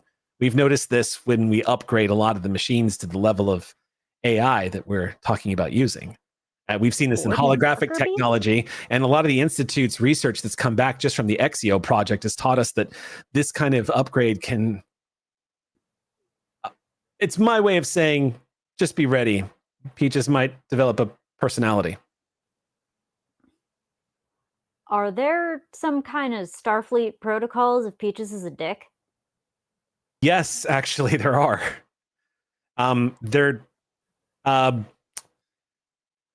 I don't know if you know about this. He leans up against one of the shuttlecraft that's nearby and says, so this isn't widely talked about in Starfleet, but I read the tech manuals all the time, and this is a thing that came up. But did you hear about the whole incident where they were retiring a bunch of the EMH programs back in the day? The what? Emergency medical hologram programs. Did you hear about this? There's an emergency medical hologram? Where the hell have you been? Yes. For years. They just point to a peregrine. Okay, yes, there's a thing called an emergency medical hologram. They're brilliant invention. The first rank EMH has kind of revolutionized holographic technology. And in fact, I believe the doctor is the one that is kind of renowned in Starfleet for being somebody who's a big advocate for holograms and photonic rights, as they're being called. Anyway, there was an incident some years ago where it was discovered that a lot of the EMH programs that were being cycled out were starting to be used for labor. And Doctor had a thing or two to say about that. There was a novel. Did you read about any of this? Probably not. You didn't even know what an EMH is. Point is, Starfleet started doing a stupid, and the good people of Starfleet caught Starfleet doing a stupid and fixed it, thankfully. And now there are protocols and regulations and stuff like that to make sure that any life form that becomes sentient or is graded sentient is being given full rights and is also being treated as such. But it's also put in place a lot of stopgaps to make sure that Starfleet doesn't just stupidly and irresponsibly just create a worker race from their technologies. Do you know what I mean? And one of the ways they do that is keeping track of exactly how they're developing AI technologies with things like Peaches. So in other words, in order to protect Peaches, to make sure that if Peaches does get this big upgrade, Starfleet's going to have me jump through a bunch of hoops before I get the green light to make sure I can do this. And if I do it, it's going to come with the whole This is a long way of saying is there's a real possibility Peaches becomes an asshole. And if that happens, then we just ask Peaches to maybe not be on the ship anymore and go live a happy life doing whatever Peaches wants to do. It might cost you a probe. You're going to have to learn to work with a new crewmate if that happens.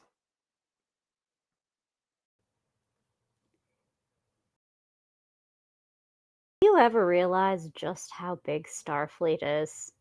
When you hear someone who knows so much about something you've never heard of. All right. Well, here's hoping Peaches will be, a peach.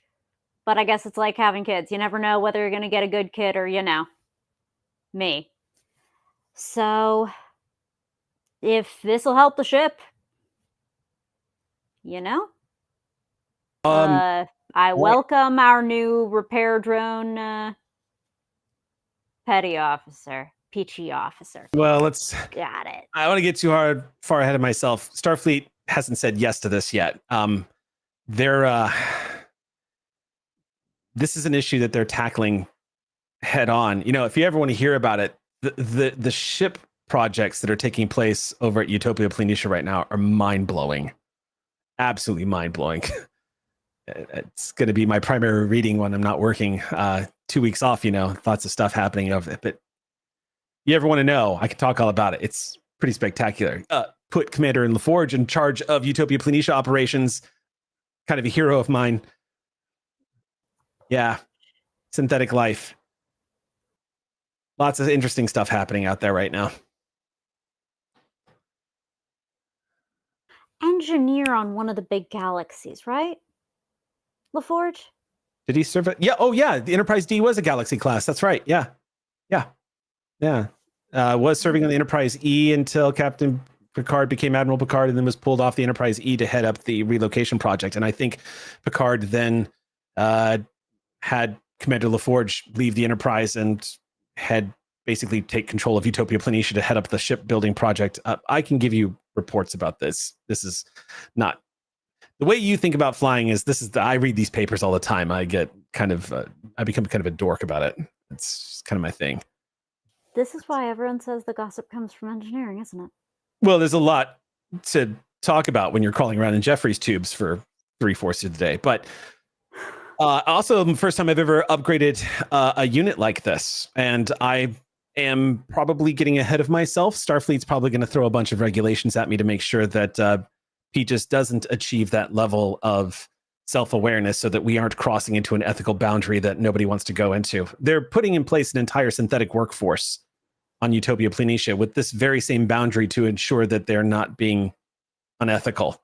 essentially walking computers, using some of the most extraordinary technology being developed over at Daystrom based off of Commander data, which is just mind-blowing to me that they're doing this. What time is it? Because I feel like we're wasting time here. I'm wasting time. Why don't I get to work on this and I'll let you know what's going on. But Starfleet should get back to me pretty quick. They respond pretty fast about this kind of thing. Gotcha. Yeah. All right. Yep. Keep me posted. Okay. Jeez.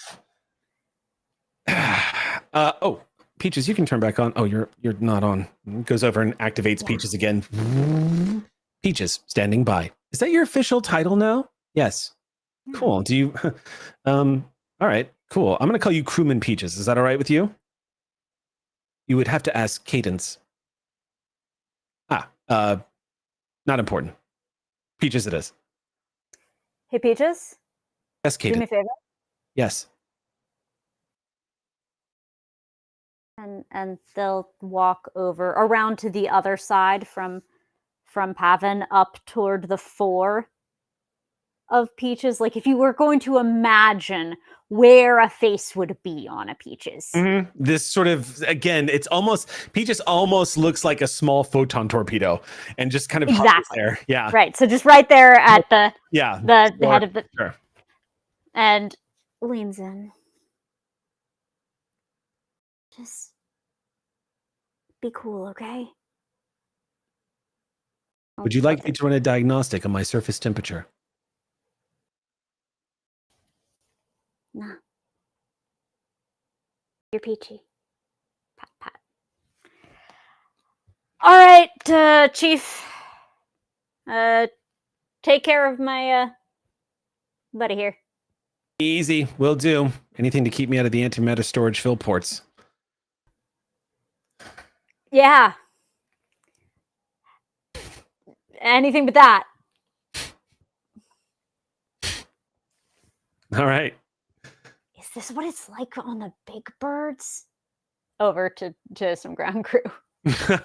Some ground crew. Yeah, I mean, standing a few feet away, you see Santos.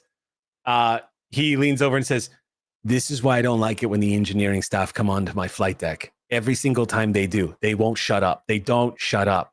You know you're engineering staff to me, though, right? Yeah, to you, I'm engineering staff. I'm a But flight deck. that's like engineer that what? No, you're not doing this. You're not lumping me in with these chatterboxes. I focus on my work. Yeah, talk you to never my data chatter. pad. I don't Not talk. even once you've chattered. I chatter, but I don't talk like this. Like, look, I have enough cognizance to know when someone's not interested in what I'm saying, unlike you. Yeah, well, that's the thing. I'm perfectly cognizant. Unfortunately, I just don't care. Now, with all your chattering, maybe you would chatter at me a little bit about the stealth ship's communication systems, which are still kaput when I checked this morning. Yeah, they are kaput. The whole communication system's got blown out. I have to replace it. There's no repairing that thing. So where are we at with that? Do I need to, like, I don't know, talk to some engineer? No, it's done. Well, why didn't you say that? Because I wanted you to stick your foot in your mouth in front of my entire crew. Stick my foot in your... Thank you. Griffin Wing will be good to fly in about 4 or 5 days. We're just doing the last bit of repairs. Look, repairing a Griffin, this isn't all that hard. I had to repair so many of these damn things the Dominion War. We had to recycle ships that had gotten shot down. Not to sound grim or anything, but we had to make use of everything we had.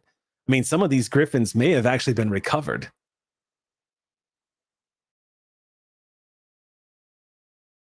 You think? It's possible. I didn't check their registries. I just took what Starfleet gave me. They were going to decommission all of these peregrines before you took on. But some of these may have already had other pilots.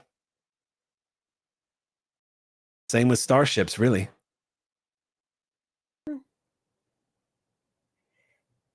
Carry on, Chief. They're gonna turn around and they'll go to their little ready room boyo, little ready cubicle. Okay.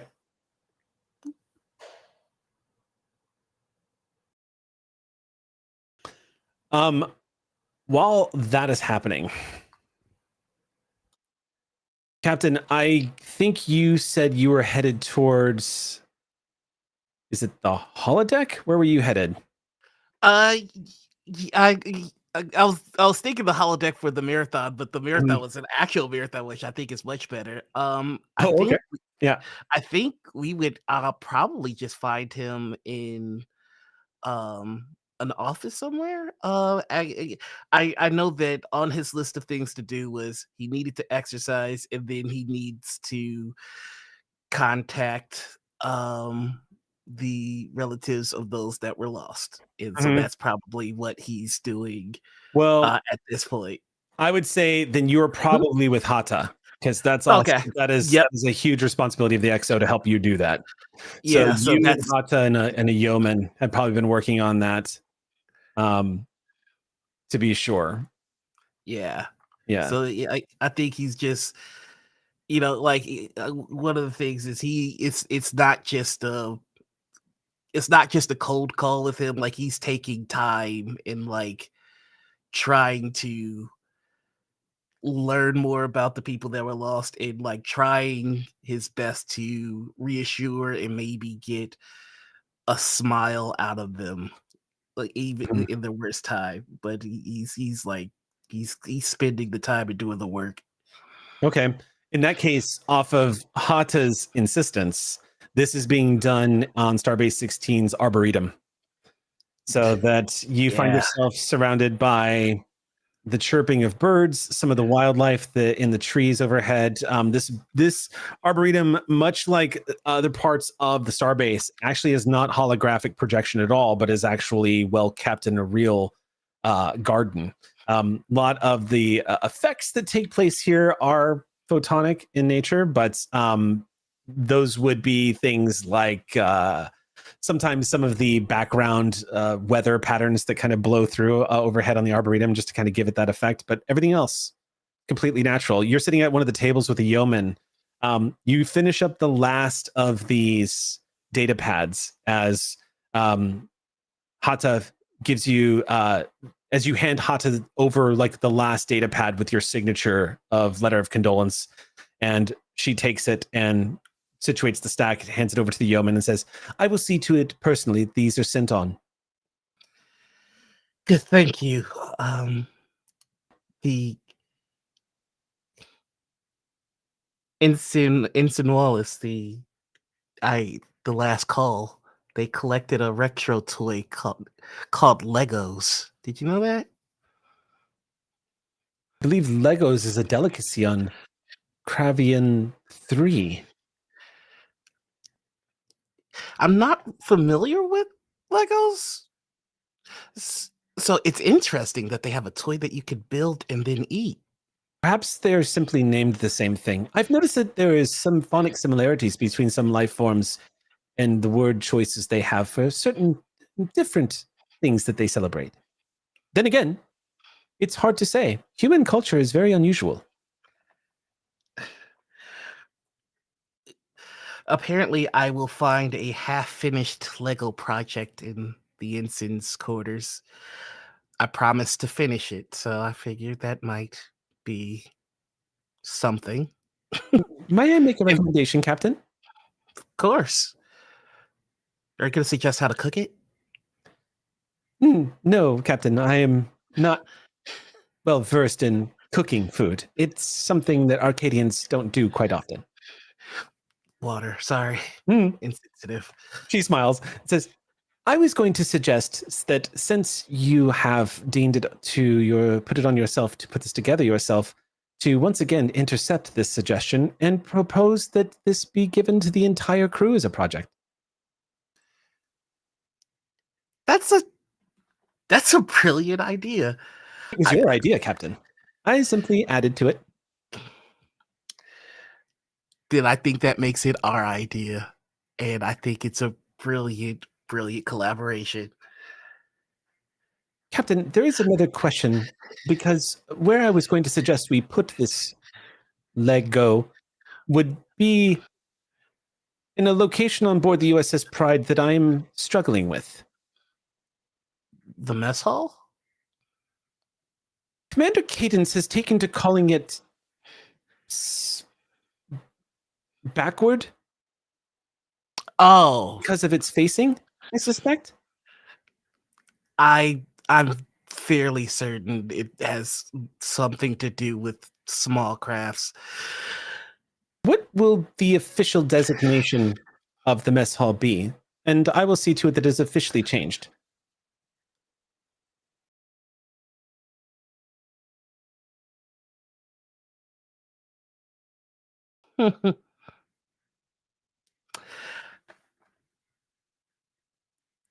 Let's name it the Lego stop.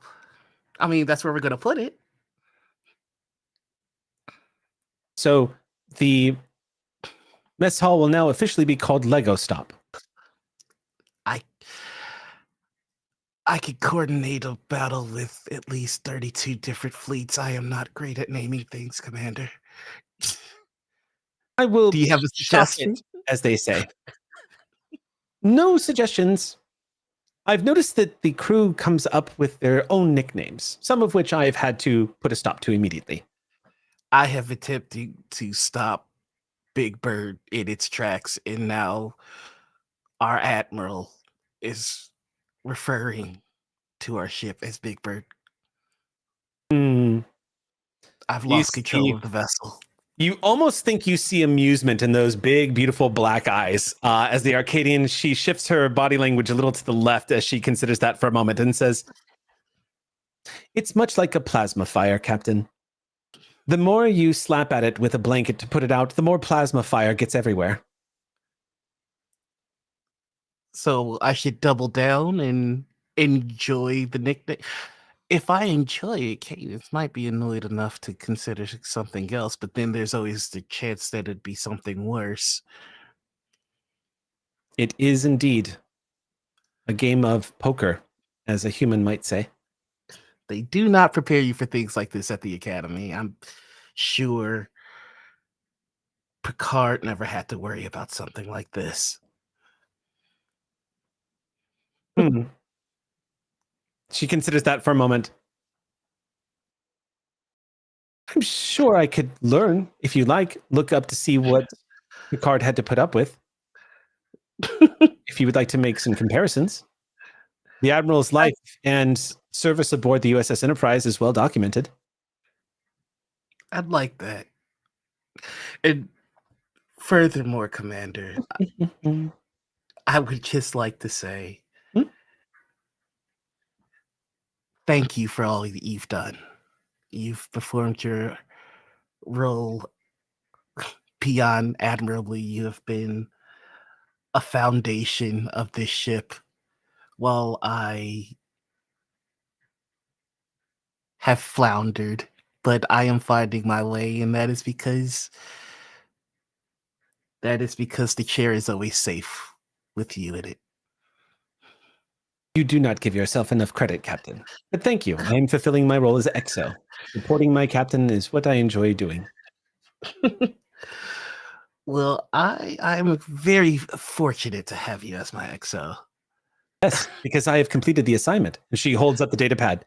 Apparently, Jean-Luc Picard had something called Picard Day that was held by families on board the USS Enterprise, where the children that were stationed on the Enterprise with their families would celebrate their captain once a year. That celebrating the captain, we might want to diminish that a little bit, but I do think so we could spend a little bit more time together. She says, making a note. Were you aware that a couple of our crewmen had initiated in a Vulcan mind meld? Yes. As part of her duties, Dr. Conway did inform me that this took place in sickbay and also expressed her concerns. She is currently studying Vulcan physiology, but is, as many medical professionals in Starfleet do, finding it difficult to understand Vulcan mysticism. The idea of Vulcan psychic connection is still something that Starfleet is learning about, even after all these many hundreds of years. And it's not completely clear what it will mean. I don't know if you know this, Captain, But Teon is very different from other Vulcans in that he has elected not to go through the Kolinar and is in fact embraced a different way of Vulcan thought, one that has made him something of it is, I think, an exaggeration to call him a pariah in Vulcan culture, but certainly a level of bigotry has been leveled against him for it. I had a talk with him. Yeah, I wasn't aware that he chose to opt out of the Kolinar, but It is in his personnel file, Captain, as it could be, unfortunately, considered a matter of security, being someone who is in a position that is relying on quick action in dangerous situations.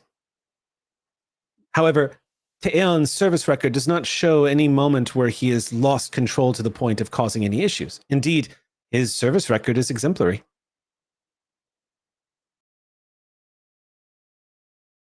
I think that says something.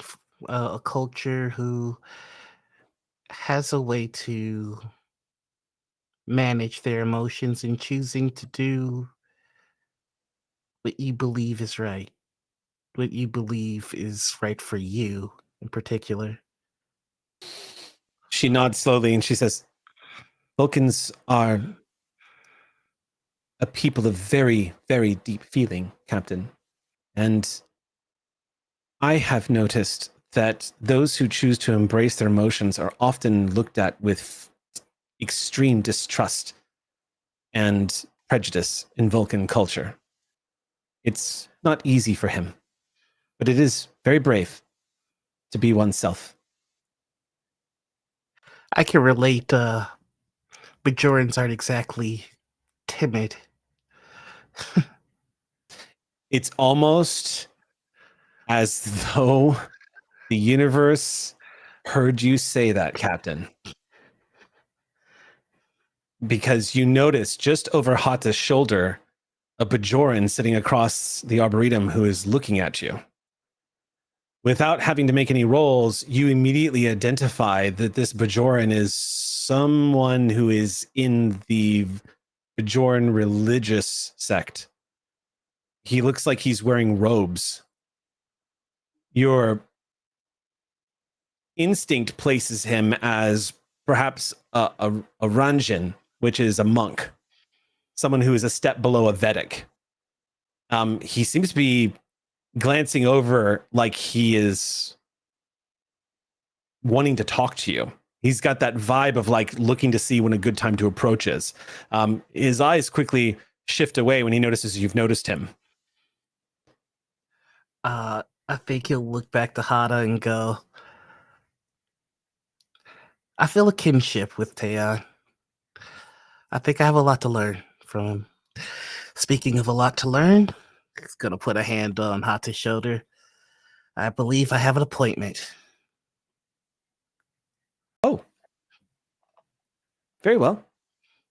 I hope you have a very relaxing appointment, Captain. We shall see, but do continue finding more of these stories about Picard. I think they're worth a listen.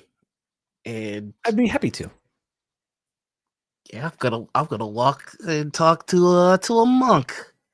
As you start approaching him, he notices that you're approaching him and rises from his chair respectfully. He is an aging man wearing dark purple robes of a Ranjan monk.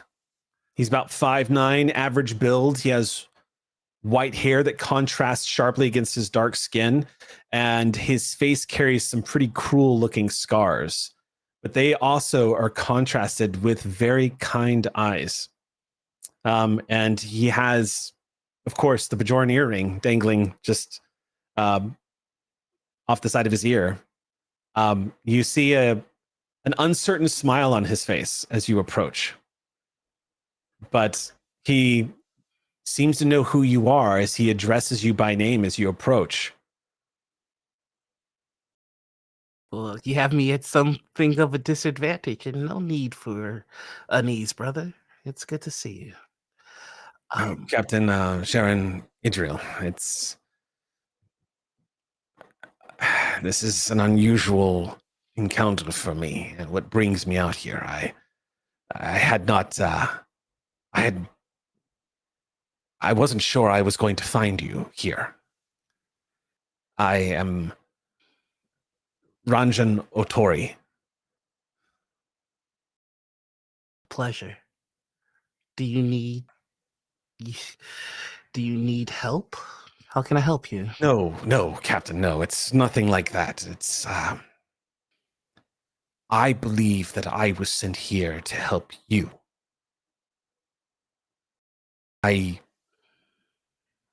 have had dreams of late. I've flown here from Bejor. I can't explain everything, just that I knew that were I to wait here, I would find you, or that you would find me. Well, the prophets rarely speak in such a way that we immediately understand. I'm glad that you found me. As am I. I lament every day the great loss of the emissary. It is difficult to interpret the will of the prophets without someone to guide us and give us their voice. Every now and then, a few of us find ourselves lucky to have visions. I've never had a vision myself until 3 weeks ago, when I should perhaps tell you what I've seen. It's my entire purpose of being here. Well, I think the prophets wouldn't mind us grabbing a seat.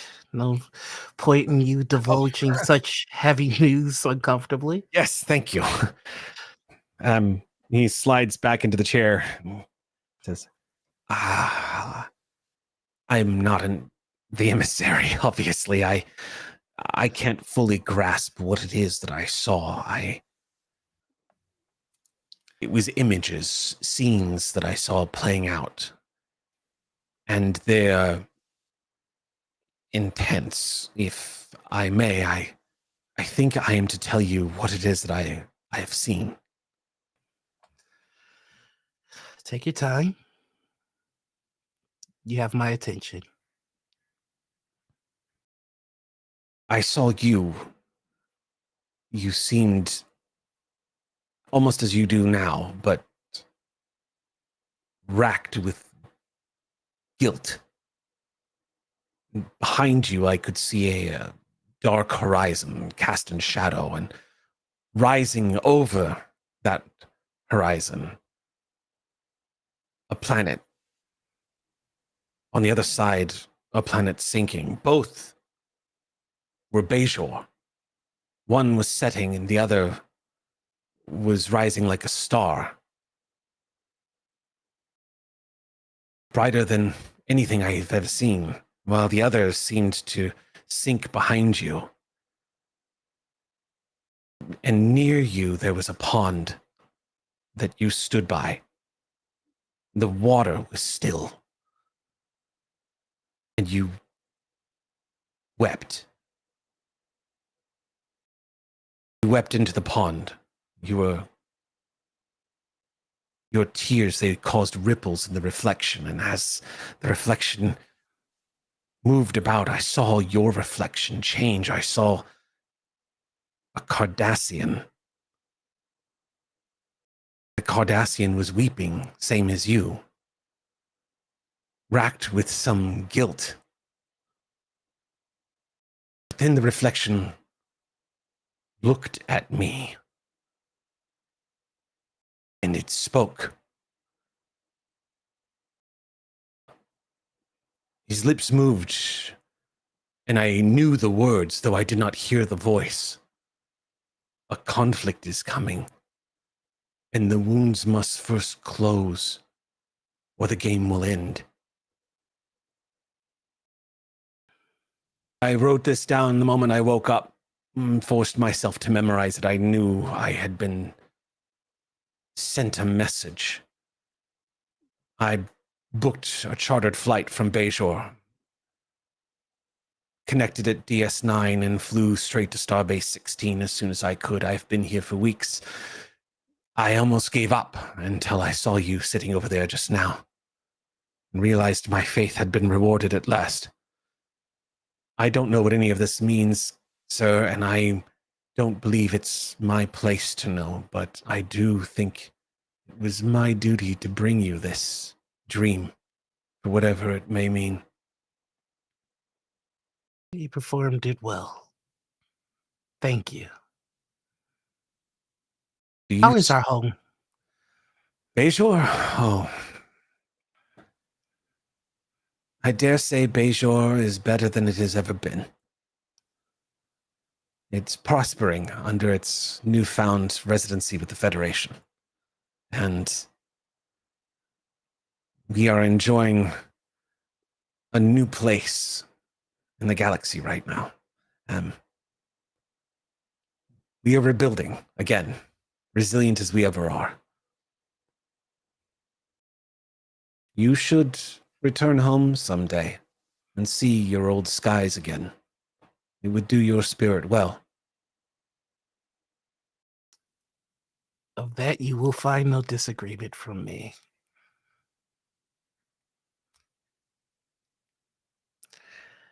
But there is yet work to do.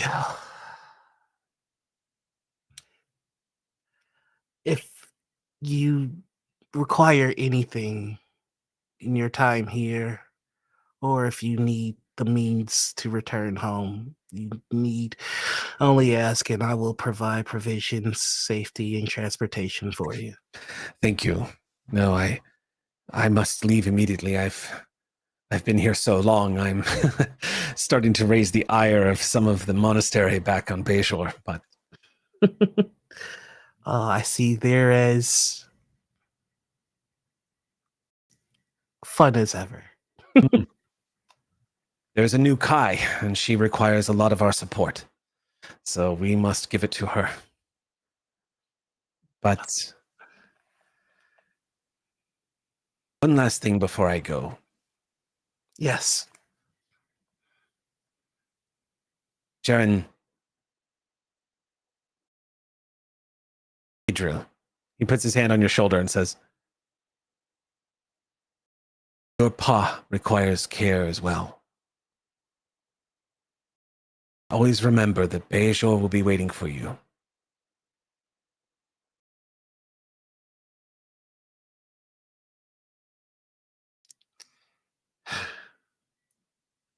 In this place, in Starfleet,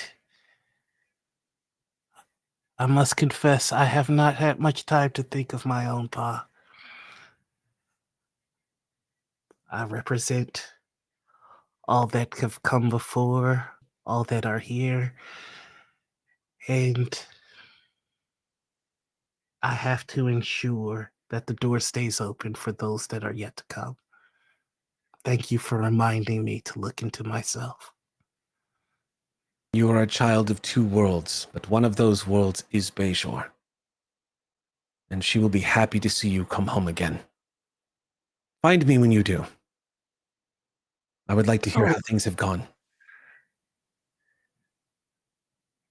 I would like to hear your name once more. He smiles and says,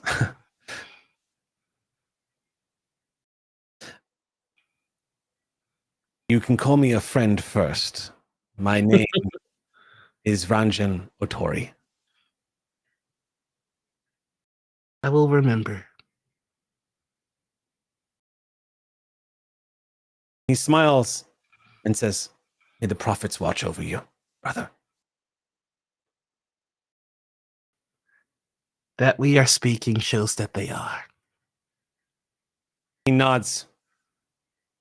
And with that, he folds his hands humbly in front of him, almost like he is in a moment of supplication, having fulfilled essentially a dream, like a quest that was given to him by the prophets. Moved, he nods to you and starts humming to himself as he steps away from you. leaving you into the peace and quiet, but also with the strange riddle. But it does, Jaren, if you want to make an insight check here, because we have Yeah. how to roll this game. Let's roll Go the ahead. game. Let's roll the game. How many? 2.5 hours in. Let's go. Dude, there would be That's how you know. there would be moments after we finished an episode of Callisto 6 where we'd be like, did we roll? Did we roll? Yeah. No, that's the mark of a good game, I think. Mhm. Yeah. Wait, Hell yeah. we were supposed to roll in Callisto 6? Yeah. It did get kind of ridiculous to even bother at one point. Lacey. All right. Go ahead and make an insight check for me. The difficulty is 1. And you can use this is mostly like for this insight check, I would say Would this be security, command? I would say you can tell me which one of those you would like to use, and it would be flavored after what it is. So, like if it was security, trying to remember if that mention of the Cardassian has anything to do with a threat that you may have encountered or something that could be a thing. If it was command, it might be an encounter or a piece of information. Science might be, you know what I'm saying? Like science could be something. Okay. Yeah. I think I'm gonna. I can't. I would love to use command, but I can't justify it to myself. So I'll go with security. I can support you if you want to know how you could justify it. If you want to use that stat. Yes. Oh, Yeah. Please. Um, Yeah, go for it. Yeah, because command really, it's not just a presence, but it's also this could we could also say that in your time in command, you've come across information or something that could be a greater picture to like strategically the field that is in front of you and the information you've been given. You could easily say you're trying to piece all that together, especially as a tactician that you are. All right. In that case, I need to roll under 16, and I rolled a 3 and a 5. Okay. So you watch the Ranjan walk away, who's clearly in a moment of like thanking the prophets and humming to himself as he strides out the arboretum, leaving you to this moment of quiet. After you feel that initial rush of this encounter, your analytical, tactical mind, the Starfleet intelligence loved to use you for, starts to click in. And you start gathering some of the pieces in your mind, because this is not the first time a Cardassian has been referenced to you. Yeah. You can't help but think back to some of the you're pretty sure that you have been experiencing encounters with orb wraiths. I'm sorry, not orb wraiths, orb shadows. Wraiths are a totally different thing. Shadows are like visions that people have when they're awake. They're very brief and usually directly from the prophets themselves. And it is extremely rare for someone to have them. You know you didn't hallucinate your father. Yeah. And it starts to occur to you that there was a reference specifically to a Cardassian that you guys had encountered back on that colony world, that the Klingon vessel that you were still fuzzy on, you know, it had attacked it because of Romulan incursion and the energy cells. It's all starting to come back to you. But this story of guilt and whatnot, with that role, I would say you start tying the pieces together. That's literally the only one that you've kind of been directed to. Yeah, I think he's just idly fidgeting with the fragmented piece of orb in his earring, Mm-hmm. and then smiles at Hata, and She's still over at the table. Just it looks like Hata's probably pulled up a few terabytes already of data about Picard's his captain's logs that are not personal. He's just kind of like and is like doing key searches through them. And she glances back over at you and tilts her head, very data-like, just kind of cranes it and looks it over at you. You in the mood to look up something else with me? Of course.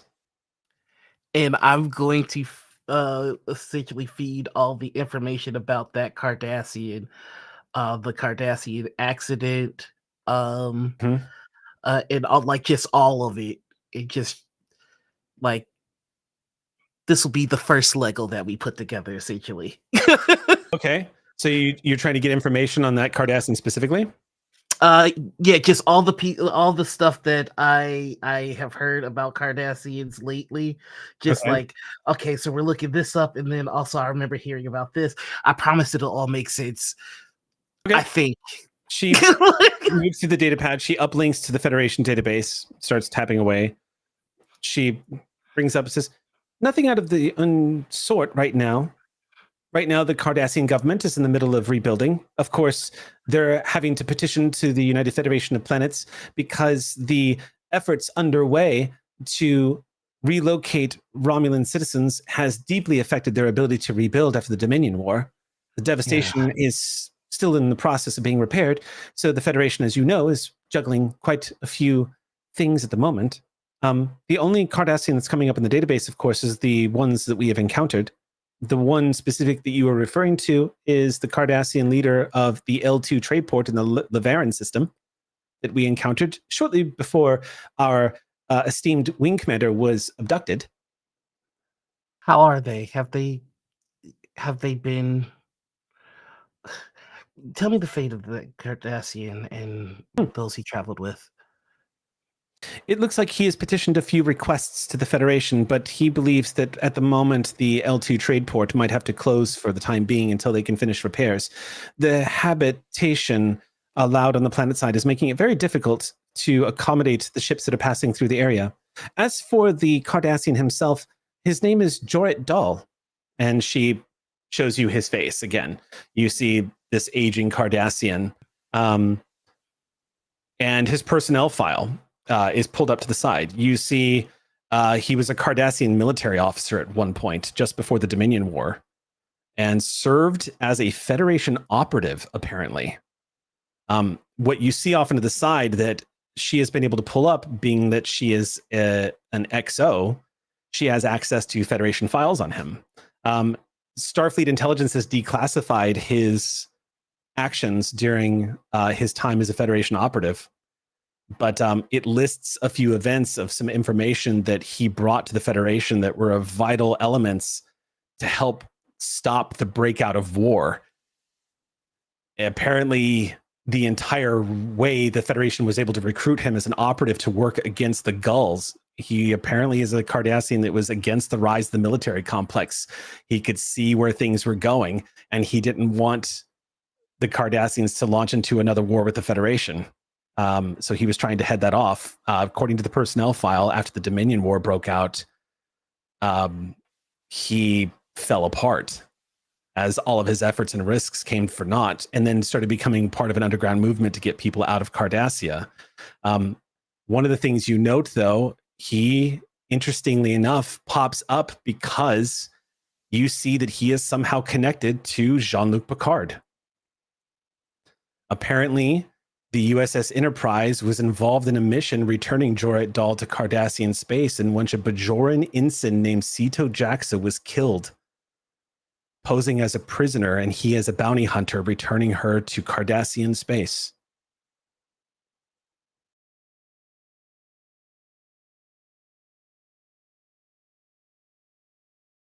I think I need to help this man, Hata.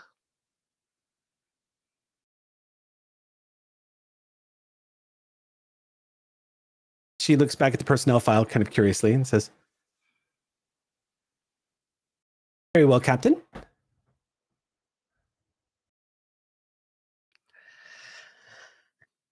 Can you arrange for communication with him?" I can see if they have communications up right now."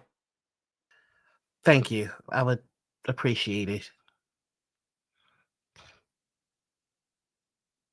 "Excuse me, Captain."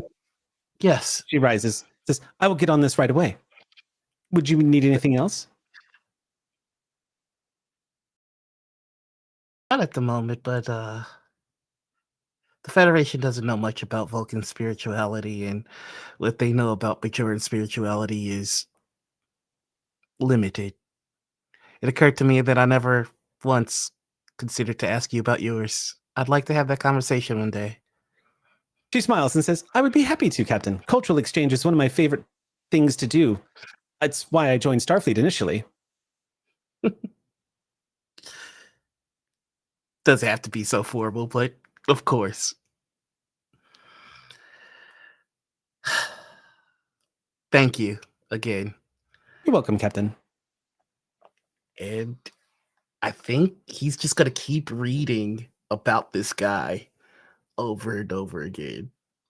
You scroll through his personnel file, and it is a tale of woe.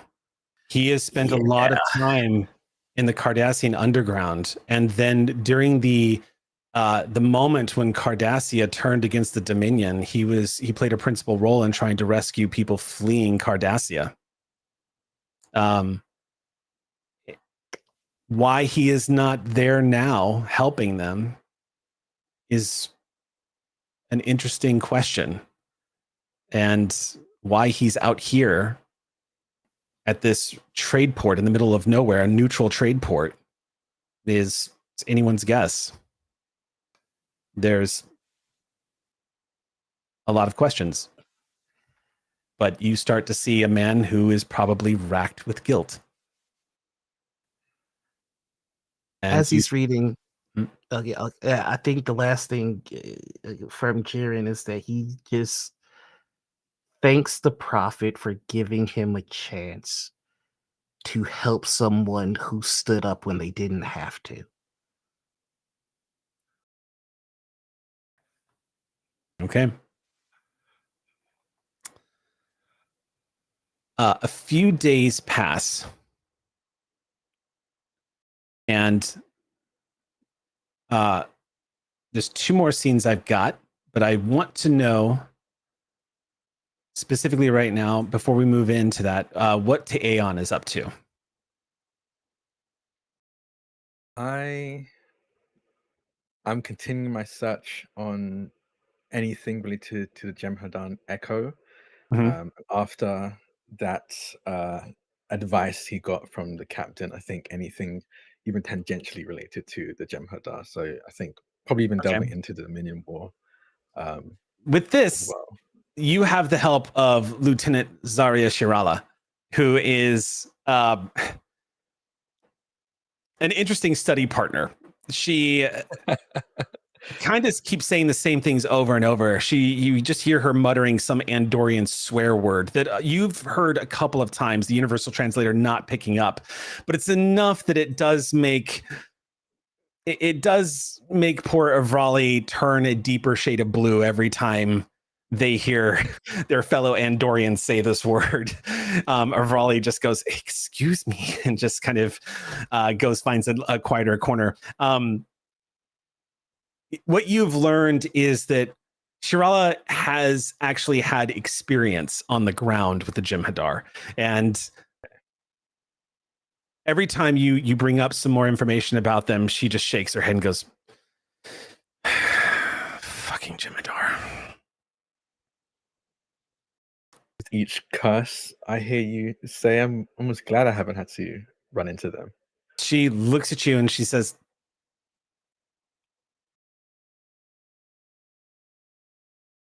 "I don't even know where to start.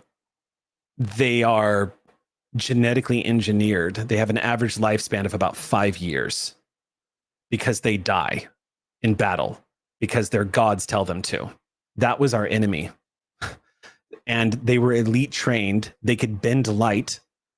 They fought with the skill of some of the most elite Klingon warriors, and they had absolutely no sense of self-preservation.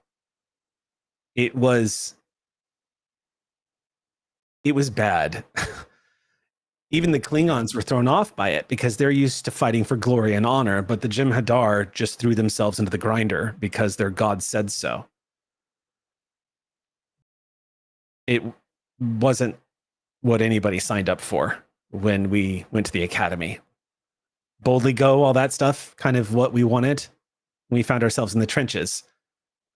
I tell you, the reason why I wanted to become a security officer is I discovered how good I was at stopping those bastards. And I wanted to make sure that I could be the one that got in the way if they ever, came after my crew. I'm very glad to have you as higher up and on this crew. Yeah, Lieutenant. about that, actually. She sets the data pad down. I'm going to be talking to the captain about you taking over permanently at tactical. Taeyeon is visibly shocked. Almost takes a step back. What do you mean? I thought I was just covering for you for a while. You were, but truth is I've always wanted to be a security officer.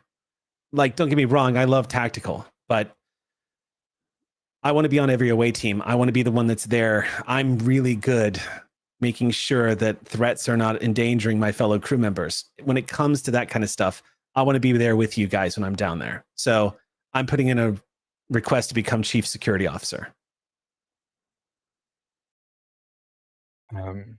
You have any problem with that? No. Thank you. Because the last thing I want is an angry Vulcan throwing punches. Yeah, no, there wouldn't be much you could do about that, but I promise you that's not what's happening right now. If anything, I'm a bit taken aback, but well, I had to shoot our way through a rogue black hole. I hope nothing gets harder than that. She exhales and says, yeah. You see her rub her neck for a second and just, I'm really glad we have a skilled doctor on board. Yeah. No, I hope you don't mind me saying, but you're not really like any Vulcan I've met before. I hate to follow through on the stereotypes, but the truth of the matter is, it's not like, all that unusual that Andorians and Vulcans butt heads sometimes. It's kind of like in our history, the whole war we had and all that. But I don't know. You're different. It's nice. I feel like, well, I know this is an ass thing to say, but it's nice to talk to somebody who, expresses things, I guess. I have a bit of a hot temper and I can tell that I don't know. Not saying you have a hot temper, just I do. I'm just gotten the hang of not letting everyone have to experience it. She nods and says, okay, well, I'll be the fool they throw at you if you lose control and start punching things. If there ever comes to that, go for my left side. I'm not great at blocking there. She smiles and says, oh, I'm just going to stun you. Like, no. I'm not going to. Again, go for the left. I might be able to outbox you, but all you need to do is hit me once. I've been hit by a Vulcan before. It's not fun. Go for your left. Yes, my left. Okay. Go for your left. Thank you. I will say, if it makes you feel any better, you are sometimes quite frustrating. It does make me feel a little bit better. Not to end this very emotional conversation early, but everything I have told you, does it ring a bell? Jem'Hadar echoes? She shrugs and says, Messing no, with the mind? nothing like this. You were telling me this came from your mind meld, right? Yes. I mean, you never saw Jem'Hadar in battle, did you? I don't think you said you had never confronted them face to face. No. Then it sounds like your mind is trying to tell you something, I don't know, representational. You might talk to Dr. Conway about it, actually. She's quite good at psychology. She might be able to help you with it, but it sounds something like a dream, like it's representation of something.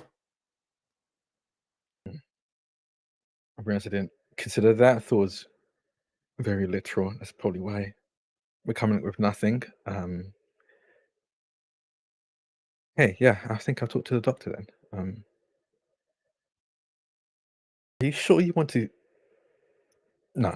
I couldn't have done what you did. Look, I'm pretty good with the phasers, but watching you shoot your way through like that, plus, I'm just going to say this right now because I'm really good at reading team dynamics. It's one of my focuses, okay? And you and Tavine can read each other. She moves the ship and you shoot the things that are in the way. That's a team you don't want to break up.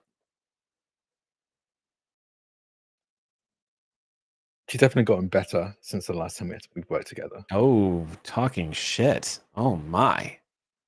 Oh We my. all start somewhere. Oh my. You know, I know you've two seemed like there's some tension there, but I have a feeling that once you guys, get over whatever the hell this is whatever the hell this is, I have a feeling you and Cadence are going to get along pretty well too. There's a deep inhale and exhale. Did I just touch on something? I Should I didn't go for your left side right realize. now? No. More embarrassment than anger. I didn't realize it was that obvious. I told you, I specialize in team dynamics. I can read people. I see you in I see Cadence kind of like, I say this jokingly, it's a bit of hyperbole, but y'all are at each other's throats without saying a word. Well, not so much you. Cadence is more of like elbow checking you out of the way, and you're more of like, oh, sorry. But you're a Vulcan, so that could flip on a, just warn me when you start throwing punches, is all I'm saying. If it ever comes to that, I'll be doing my best to warn anyone in the vicinity. She pushes the data pads forward and says, there are programs in the holodeck if you want to know more about the Dominion and the Jem'Hadar. They have an embassy as well. I don't know what good that'll do you, but if you ever want to, talk it out with one of them or learn more about them, I would say go to the computer's holodeck. Okay. That's what I would do, but that's me being a security officer. I learn about people by watching them, seeing how they interact, watching how they shift their body weight, which direction are their feet pointing, how are they using their elbows, what's their knee placements, where are their shoulders angled, that kind of The thing. more you list things out, it seems the more you're good at finding people's physical weakness and emotional, from what I'm getting. Maybe everyone's got weaknesses, but more is just weaknesses. Really, finding someone's weakness is a matter of discovering what their preferences are. Once you find out what they prefer, you know where they're not going to be looking. Somebody favors their right arm. They have a preference of their left foot. What is their weight doing when they walk? How are their hips moving? Sure, they think you're looking at their ass, but what happens is when a fight breaks out and you knock their ass on the ground, they'll realize they were in a chess game and they didn't even know it. Anyway, the point is I'm good at security. So that's what I'm going to do. And you should stay put where you are shooting things out of space, because that's what you're good at doing. And if you need any more help with the Jem'Hadar, I think maybe, the holodeck and the computer is probably the best you got. I think when she lists the right arm and left leg, you kind of see Taeyeon's cybernetic right arm kind of clench, and cybernetic left leg kind of twitch as he feels very red by the lieutenant. And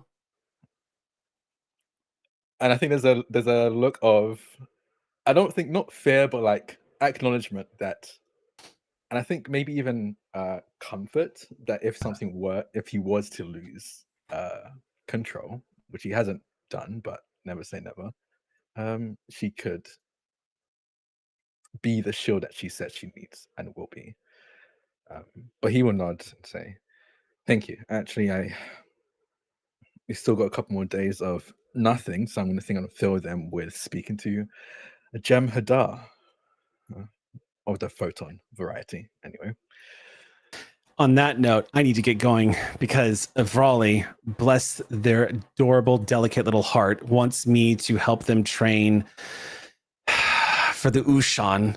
And I don't know why they're in the mood for this, but that gentle little spirit wants to learn how to have a traditional Andorian duel to the death. And it's part of our culture, so I'm going to teach them. So I'm going to go get on that. And she stands up. Have fun. I'm honestly sad I'm going to miss that. I'm going to have a great time. I'm worried about them. And she says, see you later, and just steps out of the quarters. I kind of just kind of sit there for a moment, kind of going over what just happened. I think I just got promoted, question mark. Yeah, I mean, rank wise, not so much, but being made a permanent, basically Made a permanent. being requested that you be made a permanent member of the senior staff. Yes, definitely a move up. Yeah. Kind of smiles to themselves and which wavers very quickly when he remembers how apparently obvious it is that there's something going, some tension between Cadence and themselves before they'll head to speak to a simulation of a Jem'Hadar. Yeah. We're going to wrap with a quick scene back where the episode began. On Starbase 16 and the 6-1 Club. Cadence, you're there. You've been told that a particular Klingon has asked to meet you again at this location. So you're going to be headed. You're going to be there. Would anybody else like to be in the scene that you would like? Specifically, is Sibling there as well? Did we decide to hang out again twice in one day? That'd be a record. I mean, so it sounds like I have been summoned. Yes. But you might know I have been summoned.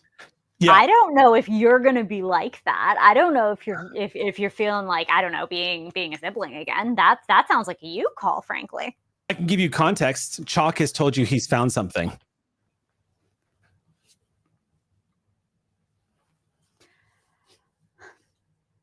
Cadence to Commander Tavine. Commander Tavine here.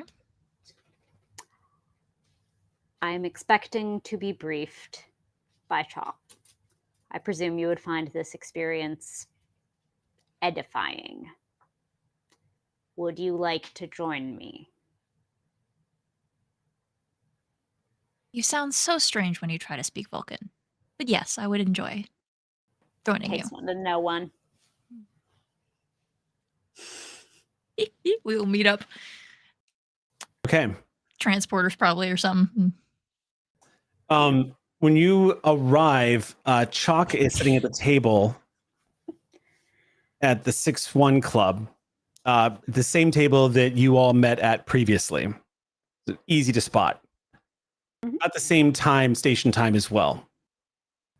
But he's not alone.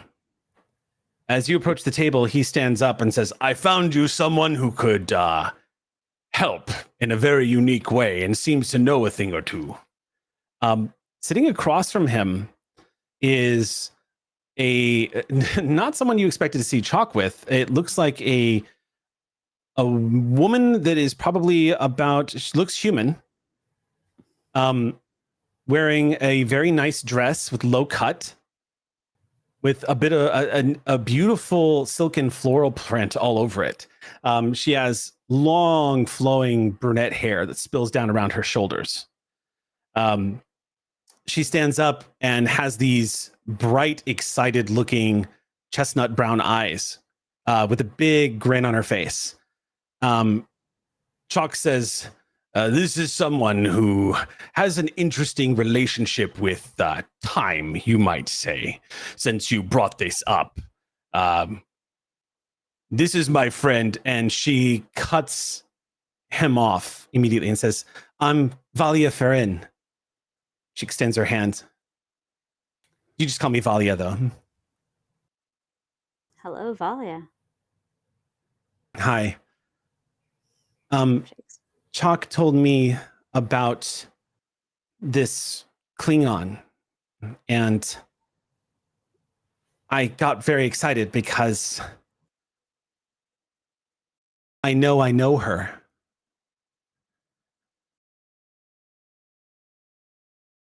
But I can't explain how. I can only explain that something's happened to her that wasn't supposed to happen.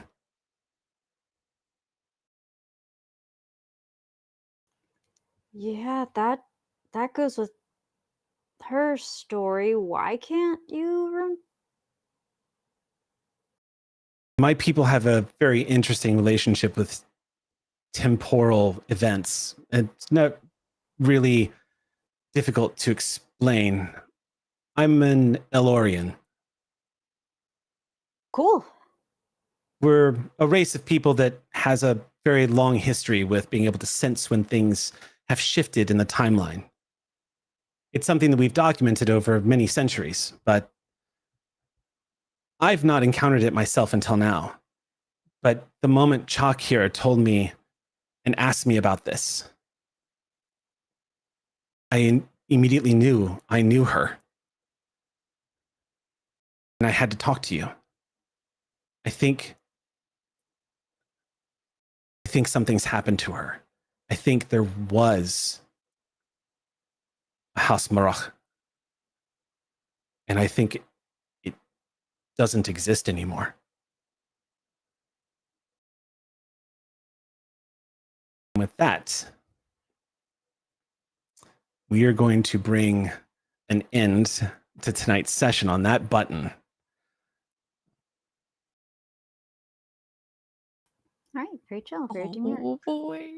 And as a quick reminder for Above Table, for those who are curious, Valia Feren is actually the Elorian played by one Gina DeVivo Gina DeVivo. in her very first appearance on Shield of Tomorrow. She premiered the character during a very famous episode, I Remember. And that is who Chok, son of Cousteau, has brought as his friend. So we will be back next Monday for the next chapter in The Last Excelsior. Thank you so much for joining us tonight. I look forward to seeing you next week. Until then, friends, hailing frequencies are closed. Bye, y'all.